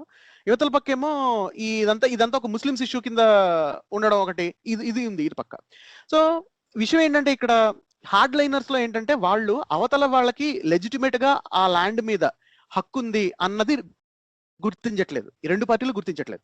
ఇప్పుడు హార్డ్ లైన్ పాలస్టైనియన్ ప్రాపగండా మీరు చూసినా వాళ్ళలో కూడా ఏంటంటే ఇజ్రాయెల్ జూయిష్ స్టేట్ అనేది రికగ్నిషన్ లేదనమాట వాళ్ళకి సైడ్ నుంచి. హమాస్ మరింతగా. అలాగే ఇజ్రాయెల్ సైడ్ నుంచి చూస్తే కనుక మీరు అంటే ఏదైతే ఇప్పుడు ప్రస్తుతం పాలిటిక్స్ ఎక్కువ కంట్రోల్ చేస్తుందో వాళ్ళు చూస్తే కనుక వాళ్ళేమో అసలు ఇది పాలస్టైన్ వాళ్ళకి ఈ ల్యాండ్ మీద హక్కే అన్నది చాలా బలంగా ఉండడం అనమాట. సో ఈ రెండు కనుక అసలు వర్కౌట్ అవ్వండి అంటే మీరు చూస్తే ఈ 2 సొల్యూషన్స్ అంటే వన్ స్టేట్ అంటారు దీన్ని, అంటే అవతల స్టేట్ అనేది లేదు అంటే వాళ్ళ లెజిటిమేసీ లేదన్నట్టు బిహేవ్ చేయడం వీడు. సో అందుకనే ఏమవుతుందంటే పాలస్టైన్ ఏరియాస్ లోకి, స్టేట్ ఆఫ్ పాలస్టైన్ ఏరియాస్ లోకి ఇజ్రాయెల్ వచ్చేయడం, అంటే లైక్ కైండ్ ఆఫ్ ఆక్యుపేషన్ లాగా చేయడం, అదేమో ఇది అసలు ఇల్లీగల్ కాదని చెప్పి వాళ్ళు చెప్పుకోవడం. ఎందుకంటే దాని రికగ్నిషనే లేదు కాబట్టి, ఆ స్టేట్ మేము రికగ్నైజ్ చేయట్లేదు కాబట్టి, పాలస్టైన్ స్టేట్ రికగ్నైజ్ చేయట్లేదు కాబట్టి మేము ఆక్యుపై చేసినా అది ఇల్లీగల్ కాదని చెప్పని వాళ్ళు అనడం. ఇటుపక్క నుంచేమో అసలు ఇటుపక్క నుంచేమో ఏంటంటే పూర్తిగా అంటే ఇజ్రాయెల్ ని బాయ్కాట్ చేయాలి, లేకపోతే వాళ్ళని డైవర్స్ చేయాలి, శాంక్షన్స్ పెట్టాలన్న ఇది, దాన్ని బీడిఎస్ మూవ్మెంట్ అంటారు దాన్ని. సో ఇతరుల పక్క నుంచి వస్తారు మూవ్మెంట్. సో ఇప్పుడు మీకు కొంతమంది చూడండి, చాలా మంది సెలబ్రిటీస్ ఏంటంటే శాంక్షన్స్ పెట్టాలి ఇజ్రాయెల్ మీద అని ట్వీట్లు పెడుతున్నారు కదా కొంతమంది. ఇప్పుడు ఏంటంటే కొంత ఏ ఇష్యూ వచ్చినా సెలబ్రిటీలు ట్వీట్లు పెట్టడం అది చాలా పాపులర్ అవడం అవుతుంది ఈ మధ్య మనం చూస్తే. సో గత 2-3 సంవత్సరాల నుంచి అది అవుతుంది. So as part of that ఇప్పుడు యా మిస్ఇన్ఫర్మేషన్ కూడా పెడుతుంటారు కొంతమంది, and all sorts of things happen. So ఇప్పుడు హాలీవుడ్ లో చాలా పాపులర్ గా పెడుతున్నారు ఇప్పుడు యాక్టర్స్ కానీ ఎక్కడ ఇప్పుడు ఈ సెలబ్రిటీస్ పెడుతుంటారు ఎక్కువ ఈ ట్విట్టర్ లో. సో వీళ్ళు శాంక్షన్స్ పెట్టమని అంటూ ఉంటారు కదా. సో ఇది బీడిఎస్ మూవ్మెంట్ పార్ట్ అనమాట. అంటే ఏంటంటే శాంక్షన్స్ పెట్టడం, బాయ్కాట్ చేయడం ఇజ్రాయెల్ తాలూకు బిజినెసెస్ అని, లేకపోతే వెస్ట్ బ్యాంక్ లో ఉన్న బిజినెస్లన్నీ. అంటే ఎట్లా అంటే వెస్ట్ బ్యాంక్ లో ఇజ్రాయెల్ రన్ బిజినెసెస్ కానీ, లేకపోతే వెస్ట్ బ్యాంక్ ఇతర ఇలా ఇజ్రాయెల్ రిలేషన్ ఉన్న బిజినెస్ బాయ్కాట్ చేయాలన్నాం, అవి డైవర్స్ చేయాలని చెప్పడం, నెక్స్ట్ శాంక్షన్స్ ఇంపోజ్ చేయాలని చెప్పడం అనమాట. అంటే ఐసిస్ మీద వేసే అస్త్రాలు, లేకపోతే ఇరాన్ మీద వేసే అస్త్రాలు ఇజ్రాయెల్ మీద వేయాలని చెప్పడం అనమాట బేసిక్ గా, అంటే రఫ్లీ దీని బీడిఎస్ మూవ్మెంట్ అంటే. సో ఈ 2 నారేటివ్స్ అంటే ఎక్కువ నడిచేవి ప్రస్తుతం. కానీ నేను అంటే కంక్లూడ్ దిస్ అంటే ఏంటంటే, కానీ విషయం ఏంటంటే ఈ రెండిట్లోనూ యాక్చువల్ గా సొల్యూషన్ లేదు. ఎందుకంటే ఇది రెండో సైడ్ అనమాట. నేను ఇందాక సమ్ టైమ్ బ్యాక్ చెప్పదలుచుకుంది. రెండో సైడ్ ఏంటంటే వైట్ లాగా చూడడం జరుగుతుంది అంటారు మీరు. చూడడం జరుగుతుంది. నేరేటివ్ 2 హార్డ్ లైనర్స్ కింద వెళ్తుంది. మీ ఇజ్రాయెల్ మీద శాంక్షన్స్ పెట్టండి అని చెప్పి యువతల పెద్ద డిమాండ్ లాగా, అంటే ఇరాన్ మీద ఎలా పెట్టారో, ఇరాక్ మీద పెట్టారో, లేకపోతే ఐసిస్ మీద పెట్టారో అవే అస్త్రాలు వాడండి అని ఒకటి. ఆ అస్త్రాలు ఎక్కడో పనిచేస్తాయి, సౌత్ ఆఫ్రికాలో పనిచేస్తాయి. సౌత్ ఆఫ్రికా చరిత్ర వేరు. సౌత్ ఆఫ్రికాలో ఎకనామిక్ బిజినెసెస్ యాక్చువల్ గా చాలా కీలక పాత్ర పోషించాయి. అక్కడ south Africa apartheid regime finish అవడానికి, నెల్సన్ మండేలా బయటికి రావడానికి కూడా. ఫ్యూ లుక్ ఎట్ దిస్, అది మీరు రఫ్ గా అది వాళ్ళు శాంక్షన్స్ పెట్టారు కాబట్టి దిగొచ్చారని చెప్పి చెప్పడానికి లేదు. That's not the fact there. So you have to examine it closely. అది దాని జాగ్రత్తగా చూడాలి, చూస్తే కానీ మనకి తెలియదు. సో ఇప్పుడు ఇజ్రాయెల్ సంగతికి వచ్చేసరికి విషయం ఏంటంటే, మొదటి విషయం, సో ఇప్పుడు ఇంకో పొలిటికల్ సొల్యూషన్ ఏంటంటే 2 స్టేట్ సొల్యూషన్ అని ఒకటి మొదలు పెట్టారు. ఇప్పుడు మనకి 1980 దగ్గర నుంచి, ఎస్పెషల్లీ బిల్ క్లింటన్ ప్రెసిడెన్సీ టైంలో ఆస్లో అకార్డ్స్ అయినప్పుడు 2 స్టేట్స్ కింద ఉండాలి, ఇజ్రాయెల్, స్టేట్ ఆఫ్ పాలెస్టైన్. ఇప్పుడు చూస్తున్నాం కదా, ఇప్పుడు రైట్ నో ఇజ్రాయెల్ సెపరేట్ గాను, స్టేట్ ఆఫ్ పాలెస్టైన్ సెపరేట్ గా UN రికగ్నిషన్ ఉంది. ఇది 2 స్టేట్ సొల్యూషన్ అనమాట. కానీ 2 స్టేట్ సొల్యూషన్ కూడా ఇది కూడా వర్క్ అవ్వదండి. ఎందుకంటే ఇది it's not a simple matter of dividing it 2 states. మీరు చూస్తే వెస్ట్ బ్యాంక్ ఎంత ఉంటుందంటే ఏరియా, అది ఇటు నుంచి 15 కిలోమీటర్లు అండి అది ఉండేది వెస్ట్ బ్యాంక్ ఏరియా. మీరు మొత్తం వైశాల్యం చూస్తే కనుక హైదరాబాద్ అంత కూడా ఉండదు. హైదరాబాద్ GHMC ఎంత ఉంటుందో, GHMC దాదాపు 7,000 చిల్లర కిలోమీటర్లు, స్క్వేర్ కిలోమీటర్లు అయితే వెస్ట్ బ్యాంక్ 5,000 చిల్లర square kilometres. So you understand, GHMC అంత కూడా ఉండదు వెస్ట్ బ్యాంక్ అనేది, ఒకటి. 2, గాజా ఎంత ఉంటుంది తెలుసా? గాజా స్ట్రిప్ వైజాగ్ అంత కూడా ఉండదు. చాలా చిన్న ఏరియాలో. సో మీకు అంటే ఇక్కడ ఏంటంటే విషయం, ఇది పెద్ద ఏరియా కాదు కాబట్టి మీరు జాగ్రఫికల్ గా బార్డర్ డివైడ్ చేసిన డిఫాక్టో డివిజన్ అనేది వర్కౌట్ అవ్వదు. అంటే ఉంటుంది. నేను ఒక చిన్న ఎగ్జాంపుల్ ఇస్తాను. గాజా ఏంటంటే, ఇప్పుడు గాజా, వెస్ట్ బ్యాంక్, ఈ రెండింటికి మధ్యన ఎకనామిక్ గా చాలా డిఫరెన్స్ ఉందండి. ఇజ్రాయెల్ అనేది ఎకనామిక్, దాని ఎకనామిక్ ఇండికేటర్స్ ఎలా ఉన్నాయండి. వెస్ట్ బ్యాంక్ కూడా చాలా హ్యాపెనింగ్ ప్లేస్. వెస్ట్ బ్యాంక్ లో ప్రతి ఏడాది దాదాపు 30,000 మంది సాఫ్ట్వేర్ ఇంజనీర్లు యూనివర్సిటీస్ నుంచి గ్రాడ్యుయేట్ అవుతారు. అంటే ఐఎమ్ జస్ట్ టెల్లింగ్ యూ, అంటే వాళ్ళ హ్యూమన్ క్యాపిటల్ ఎలా ఉందని చూసుకోవడానికి. అంతేకాకుండా వెస్ట్ బ్యాంక్ లో చాలా ఫ్యాక్టరీస్ ఉన్నాయి. వాటిల్లో మీకు పాలస్తీనియన్ వర్కర్స్, జూయిష్ అంటే ఇజ్రాయెలీ వర్కర్స్ కలిసి పనిచేస్తుంటారు ఈ కంపెనీల్లో. అలాగే పాలస్తైన్ లో ఏంటంటే మనకి కొన్ని స్పెషల్ ఎకనామిక్ జోన్స్ కింద, అంటే ఈ వెస్ట్ బ్యాంక్ లో స్పెసిఫిక్ గా స్పెషల్ ఎకనామిక్ జోన్స్ కింద పెట్టి అక్కడ ఎకనామిక్ యాక్టివిటీ జరుగుతున్నా కూడా ఉన్నాయి. ఇప్పుడు ఫర్ ఎగ్జాంపుల్ అక్కడ రవాబీ సిటీ అని చెప్పని ఒక ప్లాండ్ సిటీ కూడా కట్టారు వెస్ట్ బ్యాంక్ లో. అది కొంత హ్యాపెనింగ్ సిటీ. ఆ సిటీ పాలస్టైన్ లో కట్టిన ఇజ్రాయెల్ గవర్నమెంట్ నుంచి కూడా దానికి హెల్ప్ ఉంది. అంటే ఏంటి, ఇక్కడ బ్లాక్ అండ్ వైట్ లో లేదు సిచ్యువేషన్, నెంబర్ 1. నెంబర్ 2, గాజా వరకు చూసుకున్నాం అనుకోండి, గాజా ఏంటంటే ఆర్థికంగా చాలా అధ్వాన పరిస్థితిలో ఉంది. ఎంత అధ్వానమైన పరిస్థితి అంటే, వాళ్ళు మెడిటేరియన్ రీజన్ దగ్గర, మెడిటేరియన్ సీ కానుకుని ఉంటారు కదా, వాళ్ళ సూవేజ్ ఏదైతే ఉంటుందో, అంటే వాళ్ళ సూవేజ్, వాళ్ళ ఫ్యాక్టరీ వేస్ట్ ఉంటుందో దాన్ని వాళ్ళు ట్రీట్మెంట్ చేయలేరు అనమాట. సూవేజ్ ట్రీట్మెంట్ చేసుకుని ఎలక్ట్రిసిటీ లేదు వాళ్ళ దగ్గర. లేక వాళ్ళు మెడిటేరియన్ సీలో వదిలేస్తుంటే, మెడిటేరియన్ సీ పక్కకే ఉంటుంది కదా ఇజ్రాయెల్ కూడా. సో ఇజ్రాయెల్ యాక్చువల్ గా రావడం వల్ల అది వాళ్ళకి అక్కడ డీసెలినేషన్ ప్లాంట్స్, అంటే వాళ్ళు నీటిని పరిశుద్ధి చేసుకోలేకపోతున్నారు ఇజ్రాయెల్ వాళ్ళు సరిగా. అంటే ఏంటి, మీరు ఇదొక దేశం అదొక దేశంగా మీరు జాగ్రఫికల్ గా 2 స్టేట్స్ బార్డర్ పెట్టినా ఆ రెండింటికి మధ్యన ఇంటర్ డిపెండెన్సీ ఖచ్చితంగా ఉంది. ఎందుకంటే ఇవి చాలా చిన్న చిన్న ప్రాంతాలు కాబట్టి. ఎగ్జాక్ట్లీ. ఇప్పుడు మీరు వైజాగ్ ని, ఇప్పుడు హైదరాబాద్ ని, వరంగల్ ని 2 పక్కన 2 వేరే వేరే రాష్ట్రాలు అని చెక్ పోస్ట్ పెడితే మధ్యలో, ఇప్పుడు ఆంధ్ర తెలంగాణని చేసినా కూడా దేర్ ఇస్ అ డిపెండెన్సీ ఇంత ఏరియా ఉండి కూడా. అవును, ఎగ్జాక్ట్లీ. ఇప్పుడు చూడండి, ఇప్పుడు లాక్డౌన్ పెట్టిన తర్వాత, అంటే ఇప్పుడు లాక్డౌన్ పెట్టిన తర్వాత ఎంత కష్టంగా ఉంది. అంటే రెండిట్ల మధ్యన యుద్ధాలు ఏం లేవు, కొట్టేసుకోవట్లేదు ఏమి, 2 గవర్నమెంట్స్ చాలా ఫ్రెండ్లీ టర్మ్స్ లో ఉన్నవే, సమస్యలు ఏం లేవు. అయినా సరే మీరు అంటే సమస్యలు అనేవి ఎట్లా వస్తాయండి. సో మీరు ఇప్పుడు యూ ఇమాజిన్, అంటే 2 దేశాల కింద మిమ్మల్ని సెపరేట్ చేస్తున్నాం, మీ గొడవ మీది, మీ గొడవ మీది అని చెప్పినంత మాత్రాన వాళ్ళ మధ్యన రియల్ గా ఉన్న ఇంటర్ డిపెండెన్స్ అనేది పోదు ఎక్కడికి. అది జస్ట్ విషింగ్ అవే అనమాట. So that's not going to work, number 1. So 2 state solution అనేది మీకు ఐ థింక్ 20 years ago అండి, 94 లోనే ఎప్పుడు అనుకుంటా, I think that state of Palestine was formed, early 90s లో ఫార్మ్ అయింది. సో అప్పటి నుంచి ఇప్పటి వరకు చూసుకుంటే మీకు 2 states were not really stable in that sense. So బహుశా మనకి సొల్యూషన్ అక్కడ లేదు, ఉండకపోవచ్చు. సో 2 స్టేట్ సొల్యూషన్ అనేది చాలా పొలిటికల్ గా టాకింగ్ పాయింట్ అయినా అమెరికన్ పాలిటిక్స్ లోనూ అక్కడ ఇక్కడ, but it may not really work అనేది మనం కొంత గ్రహించవలసి వస్తుందేమో వెళ్లే కొద్దీ. అయితే అదర్ సైడ్ ఏంటంటే, ఇక్కడ ఆర్థిక పరిస్థితి కనుక మీరు చూసుకుంటే, వెస్ట్ బ్యాంక్ లో మీరు చూస్తే కనుక వెస్ట్ బ్యాంక్ నుంచి ఒక ఎస్టిమేట్ ప్రకారం ఏంటంటే దాదాపు 1,00,000 మంది పైన పాలస్తీనియన్ వర్కర్స్ వాళ్ళు ఇజ్రాయెల్ వెళ్తుంటారు పనిచేయడానికి, అంటే బార్డర్ దాట్ అనమాట, స్టేట్ ఆఫ్ పాలెస్టైన్ నుంచి. సో మీకు హ్యూమన్ మీరు అసలు అంటే, సో 2 దేశాల కింద విడగొడతాం అన్న దానికి ఇది కంప్లీట్ కౌంటర్ ఫ్యాక్చువల్ గ్రౌండ్ లెవెల్లో. అంటే ఇక్కడ ఏంటంటే there is lot of economic inter dependence, number 1. రెండోది, బిజినెస్ అక్కడ ఉన్నవి ఏంటంటే పొలిటికల్ న్యూట్రాలిటీ లేకుండా ఆపరేట్ చేయడం కూడా కష్టం అవుతుంది. నేను చెప్తుంది ఏంటంటే బేసిక్ గా ఎకనామిక్ యాక్టివిటీ అనేది జరుగుతుంది స్టిల్ వెస్ట్ బ్యాంక్ లో. అండ్ వెస్ట్ బ్యాంక్ లో జరుగుతున్న ఎకనామిక్ యాక్టివిటీని చాలా ప్రామిసింగ్ ఎకనామిక్ యాక్టివిటీ. అక్కడ మీకు పాలస్తీనియన్సే కాకుండా అక్కడ మీకు ఇజ్రాయెల్ జూయిష్ వాళ్ళు కూడా పనిచేయడం జరుగుతుంది. సో ఇక్కడ ఏంటంటే వెళ్లే కొద్దీ హ్యూమన్ సెంట్రిక్ గా ఉండాలండి. అంటే వెళ్లే కొద్దీ అప్రోచ్ ఇది పవర్ సెంట్రిక్ గాను, జాగ్రఫీ సెంట్రిక్ గాను, ల్యాండ్ సెంట్రిక్ గాను, లేకపోతే గ్రూప్ సెంట్రిక్ గాను, ఎథనిసిటీ సెంట్రిక్ గాను, అరబ్ స్టేట్ జూయిష్ స్టేట్ అన్నట్టు, లేకపోతే ఇది అమెరికా వాళ్ళు సపోర్ట్ చేస్తుంది, ఇది వేరే రష్యా వాళ్ళు సపోర్ట్ చేస్తుంది అన్నట్టు, అలా కాకుండా పవర్ ఎట్లా వెళ్తోంది, ఏ పొలిటికల్ గ్రూప్ కంట్రోల్ చేస్తుంది అన్నట్టు కాకుండా ఇలా కాకుండా హ్యూమన్ సెంట్రిక్ అప్రోచ్ అనేది అవసరం పడుతుంది. ప్రాబబ్లీ అంటే నా ఉద్దేశంలో అనిపించేది ఏంటంటే ముందు పాలస్తీనియన్స్ కి ఓటింగ్ రైట్స్ అనేవి రావాలి అక్కడ లోకల్ గా.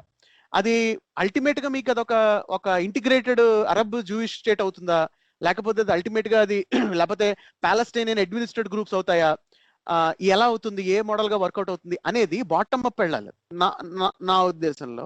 అండ్ నిజంగా చాలా మంది రికమెండ్ చేస్తుంది కూడా ఇది. ఇప్పుడు మీరు కనుక ఇప్పుడు జనరల్ గా కాంటెంపరీ పొలిటికల్ సైన్స్ పేపర్స్ చూస్తే ఈ సబ్జెక్ట్ మీద ఇజ్రాయెల్ పాలెస్టైన్ దాని మీద కేస్ స్టడీస్ చూసినా, గత 10 సంవత్సరాలుగా ఏం జరుగుతుందని దాని కేస్ స్టడీస్ చూసినా జనరల్ గా పాయింట్అవుట్ చేస్తుంది ఇదే. అంటే ఇప్పుడున్న పాసిబుల్ సొల్యూషన్స్ లో, ఎందుకంటే 2 స్టేట్ సొల్యూషన్ అనేది it's not going to work out. ఎందుకంటే అది మీరు డివైడ్ చేసినంత మాత్రాన వాళ్ళకి నిజంగా ఉన్న డిపెండెన్సీస్ పోవు.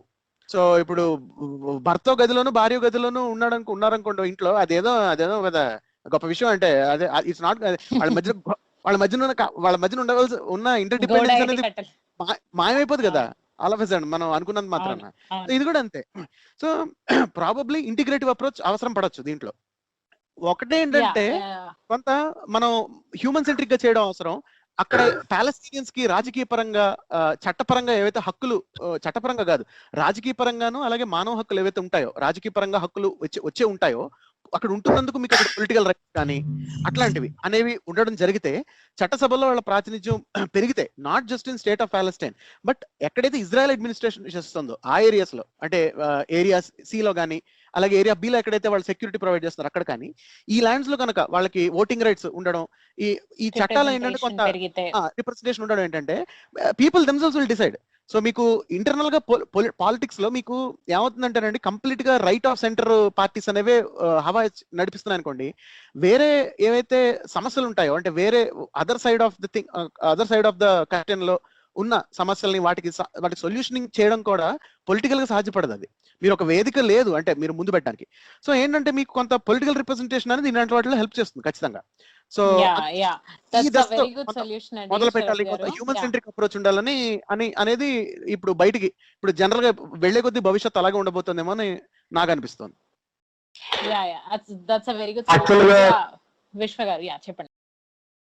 అంటే మనకి ఇండియా ప్రాస్పెక్టివ్ లో కనుక మనం చూసినట్లయితే, ఇండియా నుంచి పాలస్తీన్ ని, ఇజ్రాయెల్ ని, ఆ ఇష్యూని మనం ఎలా చూస్తున్నాము అని చెప్పంటే, మనది మొదటి నుంచి ఒకే రకమైన స్టాండ్ గా ఉంటుంది. యాక్చువల్ గా మనం ఇండిపెండెన్స్ గురించి కొట్లాడుతున్నట్టే వాళ్ళు కూడా కొట్లాడుతున్నారన్న ఇష్యూలోని మన నాయకులు కూడా చూశారు అండ్ స్టేట్మెంట్స్ కూడా ఇచ్చారు. మీకు 1938 లో, అంటే జస్ట్ ఆఫ్టర్ ఉప్పు సత్యాగ్రహం అనుకోండి, 35 లో ఉప్పు సత్యాగ్రహం జరిగితే 38 లో మహాత్మా గాంధీ ఒక స్టేట్మెంట్ ఇచ్చారు. Palestine belongs to the Arab in the same sense that England belongs to English and French belongs to French. చాలా అసలు ఎలాంటి అంబిగ్యూటీ లేని స్టేట్మెంట్ మీకు. ఇట్లాంటి, అంటే పాలస్తీన్ కి వాళ్ళ కంట్రీని ఇచ్చేయాలి, వాళ్ళు క్లియర్ గా ఉండాలి అని చెప్పి క్లియర్ గా ఉండింది. నెక్స్ట్ దాని తర్వాత తీసుకొచ్చినటువంటి యుఎన్ పాలసీ ఏదైతే 2 స్టేట్ పాలసీ అన్నారో, అది యాక్చువల్ గా డివిజనే కరెక్ట్ గా జరగలేదు. పాపులేషన్ డివిజన్ లో వాటిలో కరెక్ట్ గా జరగలేదు. ఎందుకంటే ఒక ప్రాంతాన్ని ఇప్పుడు ఇందాక శరత్ గారు చెప్పినట్టుగా ఇంటర్ డిపెండెన్సీ ఉంది. ఇప్పుడు పాలస్తీన్ నుండి ఇజ్రాయెల్ వెళ్ళి పని చేసుకుంటూ ఉంటారు. ద రీజన్ ఎందుకంటే పాలస్తీన్ చుట్టూ ఇజ్రాయెల్ ఉంటుంది. ఒక డాట్, దాని చుట్టూ సర్కిల్లో ఇజ్రాయెల్ ఉంటుంది. అట్లనే వేరే చోట ఇంకొక డాట్, అలాగా 160 పైగా డాట్లు. ఆ డాట్ల చుట్టూ ఇజ్రాయెల్ సరౌండెడ్ ఏరియా. సో వాళ్ళకి ఎక్కడికి వెళ్ళాలని అంటే ఒక పాలస్తీనాలో ఒక ప్రాంతం నుండి ఇంకో ప్రాంతానికి వెళ్ళాలన్నా సరే ఇజ్రాయెల్ దాటుకునే పోవాలి. అది అట్లాంటి డివిజన్ చేశారు. అంటే పాపులేషన్ ని బేస్ చేసుకొని చేసిన డివిజన్ చేశారు. అండ్ పాలస్తీన్ నుంచి కూడా ఒక రకమైన ఇన్స్పిరేషన్ బంగ్లాదేశ్ అంటే మన ఇండియా ఇండిపెండెన్స్ నుంచే వచ్చిందని మనం అనుకోవాలి. ఇండియా ఇండిపెండెన్స్ నుంచి చాలా కంట్రీస్ కి వచ్చినట్టే మన ఇండియా ఇండిపెండెన్స్ లో పాకిస్తాన్ మతపరంగా విభజించడం జరిగింది కదా, 2 స్టేట్స్. అదే విధమైన మతపరమైనటువంటి డివిజన్ కావాలని పాలస్తీనా నుండి సంబంధించిన వాళ్ళు కోరుకుంటున్నారు. మన మన దగ్గర అంత స్మూత్ గా జరిగిందా లేదా అనేది మనం మళ్ళీ ఒకసారి చూసుకోవాల్సిన అవసరం ఉంటుంది. ఇంకా ఎంత బెటర్ గా చేయొచ్చు, అప్పుడు జరిగిన తప్పులేంటి అనేది చూసుకోవాల్సిన అవసరం ఉంటుంది. బట్ వాళ్ళేం కోరుకుంటున్నారంటే క్లియర్ కట్ గా ఇప్పుడు దాని పక్కనున్న జోర్డాన్ ఎలా ఉందో, ఇప్పుడు ఇజ్రాయెల్ ఎలా ఉందో, పాలస్తీనా అనే ప్లేస్ సెపరేట్ గా ఒక ఇండిపెండెంట్ గా ఉండాలి. ఇలాగ 2 గవర్నెన్స్ స్పేస్ కింద ఉండాలి. అంటే బయట నుంచి చూస్తేనేమో ఇజ్రాయెల్ పాలస్తీన్ సెపరేట్ రూలింగ్ లో ఉన్నట్టు ఉంటుంది బయట కంట్రీస్ నుంచి చూస్తే కొన్ని దేశాలకేమో అది ఇజ్రాయెల్ కంట్రోల్లో ఉంటుంది. ఇజ్రాయెల్ వాళ్ళకేమో పాలస్తీన్ మా కంట్రోల్లోనే ఉంటుంది అనుకుంటారు. సో ఇట్లా కన్ఫ్యూజన్ లేకుండా ఉండేటటువంటి సిచ్యువేషన్ ఉండాలి. అండ్ మొదటి నుంచి కూడా ఇండియా ఇట్లాంటి ఫ్రీడమ్ మూవ్మెంట్స్ ఏవైతే లిబరేషన్ మూవ్మెంట్స్ కి సపోర్ట్ చేస్తూనే వచ్చింది. మన నాయకులు నెహ్రూ దగ్గర నుంచి కానీ, ఇందిరాగాంధీ టైంలోనే కొంచెం ఈ జూయిష్ కి సపోర్ట్ జరిగింది అని అనిపించుకోవచ్చు. ఎందుకంటే మనకి అక్కడ అమృత్సర్ లో జరిగిన ఇన్సిడెంట్ తర్వాత ఇందిరాగాంధీ కొంత మనసు మార్చుకున్నారు యాక్చువల్ గా, అక్కడ మూమెంట్స్ అవన్నీ జరిగిన తర్వాత. సో దాని తర్వాత ఆమెను చంపేయడం కూడా జరిగింది అనుకోండి అదే ఇష్యూ మీద. సో ఆపరేషన్ బ్లూ స్టార్ అంటారు కదా. సో అట్లాంటి టైంలో మనకి ఇందిరాగాంధీ తన మనసు మార్చుకున్నారు. కానీ బ్రాడ్ గా మన ఇండియా స్టాండ్ ఎప్పుడు ప్రో లిబరేషన్ టు పాలస్తీన్ అనేటటువంటిగానే ఉంది యాక్చువల్ గా. కానీ ఇప్పుడిప్పుడే కొంత అంటే మీరు ఒకటి మనం గుర్తు చేసుకోవాలి. ఇండియా నుంచి మొదటి ప్రైమ్ మినిస్టర్ ఎవరైనా పాలస్తీన్ ని విజిట్ చేశారంటే వారు శ్రీ నరేంద్ర మోడీ గారు, ఇప్పుడు మన ప్రధానమంత్రి ఎవరున్నారో వారు. సో అంతకు ముందు ఏ ప్రైమ్ మినిస్టర్ కూడా పాలస్తీన్ ని విజిట్ చేయలేదు. సో మనం అది గుర్తు పెట్టుకోవాలి. కానీ అఫీషియల్ గా ఇట్లా కనిపించినా కానీ ఒక రకమైన ఐడియాలజికల్ గా అయితే మన బీజేపీ, ఆర్ఎస్ఎస్ వీళ్ళందరూ కూడా యాక్చువల్ గా ఇజ్రాయెల్ సపోర్టర్స్ గా ఉంటారు. దానికి వీళ్ళు ఏంటంటే కల్చరల్ గా ఐడెంటికల్ అని వాళ్ళు అనుకుంటారు. ఫర్ ఎగ్జాంపుల్ హిందూయిజం లో బ్రాహ్మణికల్ కల్చర్ ఉంది అని చెప్పి అంటారు. నెక్స్ట్ బ్రాహ్మిన్స్ ఒక 4-5 నిచ్చెన మెట్లు, అందులో సుప్రీం బ్రాహ్మణ్ ఉంటాడు. అట్లనే ఈ అబ్రహామిక్ రిలీజన్స్ లో జూయిష్లు చాలా పెద్ద టాప్ పొజిషన్ లో ఉన్నట్టుగా వాళ్ళు భావిస్తారు యాక్చువల్ గా. సో దాని తర్వాత ఎవరితోనే వాళ్ళదే గొప్ప అనుకుంటారు కానీ బట్ బ్రాడ్ గా ఉన్న ఐడియాలజీ అయితే ఇది. అంటే జూయిష్లే మొదటి దాని కింద వాళ్ళు భావిస్తారు. అండ్ ప్రపంచవ్యాప్తంగా చాలా మంది కూడా దీన్ని నమ్ముతారు. సో అంటే క్రిస్టియన్ దాంట్లో ఒక హైయెస్ట్, అంటే ఇప్పుడు కాస్ట్ సిస్టమ్ అనేది అక్కడ లేకపోయినా సరే ఒక కాస్ట్ గా మనం ఊహించుకుంటేనట్లయితే హైయెస్ట్ కాస్ట్ కింద వాళ్ళని అనుకుంటారు. సో ఈ ఐడెంటికల్ థింగ్స్ ఏవైతే ఉన్నాయో దాని గురించి నెక్స్ట్ వాళ్ళ నేషనలిజం సపోర్టింగ్ అనేది నా లాంగ్వేజ్, నా భాష, నా దాంట్లో వేరే వాళ్ళు ఉండడానికి వీల్లేదు, నేను మెజారిటీ, మైనారిటీ వాళ్ళు మన దేశంలో 2వ తరగతి సిటిజన్స్ కింద ఉండాలి, జూయిష్ కంట్రీగా ఉండాలి అని చెప్పి అనేటటువంటి సిచ్యువేషన్ వాళ్ళకి ఎలా ఉందో మనకి హిందువులు కాబట్టి హిందూ కంట్రీ ఉండాలి, హిందీ మాట్లాడుతున్నాం ఇట్లాంటిది ఉంది కదా మన దగ్గర కూడా. సో అట్లాంటి ఈ ఐడియాలజికల్ ఐడెంటిటీని, ఐడెంటికల్ సిచ్యువేషన్ ని వాళ్ళు మనకి బీజేపీ తర్వాత ఆర్ఎస్ఎస్, బజరంగ్ దళ్ వీళ్ళందరూ కూడా దాంట్లో, విశ్వ హిందూ పరిషత్ వీళ్ళందరూ కూడా దాంట్లో ఇజ్రాయెల్ తో వాళ్ళు ఉంటారు. కానీ బ్రాడ్ గా అయితే మన దేశం పాలస్తీన్ లిబరేషన్ కోసమే ఎప్పుడు స్టాండ్ అయ్యి ఉంది. అండ్ ఇప్పటికీ కూడా అలాగే స్టాండ్ అయి ఉంటుంది అని నేను అనుకుంటున్నాను. నెక్స్ట్ ఇంకొక విషయం ఏంటంటే ఈ 2 స్టేట్ పాలసీ అనేది యాక్చువల్ గా కరెక్ట్ గా జరగలేదు. అండ్ అది ఫెయిల్ అయింది. ఇక పైన ఉండే సొల్యూషన్ ఏంటి అంటే నిజంగా అంటే ఇప్పుడు మనం ఈ పాలస్తీన్ లిబరేషన్ అనేటప్పటికి ఒక గాజా స్ట్రిప్ ని మనం మైండ్ లో ఉంచుకోకూడదు. వెస్ట్ బ్యాంక్ లో ఉన్నటువంటి ఇష్యూస్ ను కూడా మనం గుర్తుపెట్టుకోవాలి. గాజా స్ట్రిప్ లో టెర్రరిస్ట్ యాక్టివిటీస్ లాంటిది ఖచ్చితంగా ప్రపంచవ్యాప్తంగా ఎవరు కూడా దీన్ని సపోర్ట్ చేయడానికి సిద్ధంగా లేరు. అరేబియన్ కంట్రీస్ వచ్చేటటువంటి ఇన్పుట్స్ తోటి లేదంటే ఏ ఒక మతపరమైనటువంటి మౌఢ్యాన్ని తల మీద పెట్టుకుని దాన్ని బేస్ చేసుకుని ఒక కొత్త ప్లేస్ ని సృష్టించాలి. ఏదైతే ప్రామిస్ ల్యాండ్ మనకి హోలీ ప్లేస్ ఏదైతే ఉందో దాన్ని చేజిక్కించుకోవాలనే ఐడియాలజీ మెంటాలిటీ ఉంటాయో ఆ మెంటాలిటీ ఉన్న వాళ్ళందరూ ఈ గాజా స్ట్రిప్ లోను తర్వాత వేరే అంటే వెస్ట్ బ్యాంక్ లో కూడా ఉన్నప్పటికీ మెజారిటీ ఆఫ్ ద పీపుల్ ఈ గాజా స్ట్రిప్ లో ఉన్నారు. వాళ్ళని మనం నిజంగానే సమర్థించకూడదు. హింసాయుతమైన సంఘటనలతోటి తీసుకున్నట్టు. బట్ ఇటువైపు వెస్ట్ బ్యాంక్ లో జరుగుతున్న దాన్ని అదే సేమ్ టైంలో వెస్ట్ బ్యాంక్ లో జరుగుతున్నటువంటి ఈ ఎవాక్యుయేషన్ ప్రాసెస్ వాళ్ళ వెస్ట్ బ్యాంక్ లో ఉన్నటువంటి ఈ పాలస్తీనియన్స్ ని ఎవాక్యుయేట్ చేసే ప్రాసెస్ లో వాళ్ళకి రైట్స్ ఇవ్వకుండా వాళ్ళని నానా రకాలమైనటువంటి హింసకు గురి చేసి నెమ్మదిగా చంపేయడం లేదంటే ఆ ప్రాంతం నుంచి తరిమేయడం. సో ఇదే నెమ్మదిగా ఒక గ్రాడ్యువల్ ప్రాసెస్ గా ఒక 100 సంవత్సరాల ప్రోగ్రామ్ గా పెట్టుకుని చేస్తే ఎలా ఉంటుందో అంత స్లోగాను చేస్తున్నారు. అది జరుగుతా ఉంది. హ్యూమన్ రైట్స్ వైలేషన్ చాలా ఎక్కువగా జరుగుతున్నాయి వెస్ట్ బ్యాంక్ లో అనేసి మనకి అంతర్జాతీయ రిపోర్ట్స్ కూడా ఉన్నాయి. సో రెండిటిని మనం చూసినట్లయితే నిజంగానే పాలస్తీన్ కి స్వాతంత్రం కావాల్సిన అవసరం ఉంటుంది.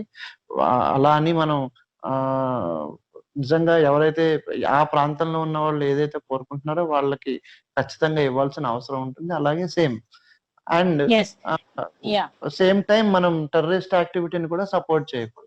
అది మాత్రం అది ఇంటర్నేషనల్ గా ఉన్నటువంటి కమ్యూనిటీ అలా చూస్తూ ఊరుకోవడం కాకుండా ఇజ్రాయెల్ మీద కంటిన్యూస్ గా ప్రెజర్ తీసుకురావాలి. అండ్ సొల్యూషన్ వైపుగా జనరల్ గా ఒకే గవర్నెన్స్ కింద ఇద్దరిని కూర్చోబెట్టడం అనేది నాట్ కరెక్ట్. వాళ్ళు నిజంగా అది కోరుకోవట్లేదు.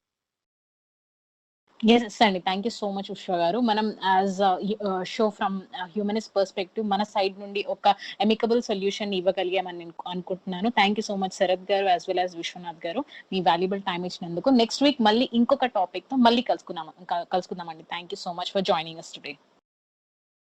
Thank you very much Sahiba. Thank you అండి.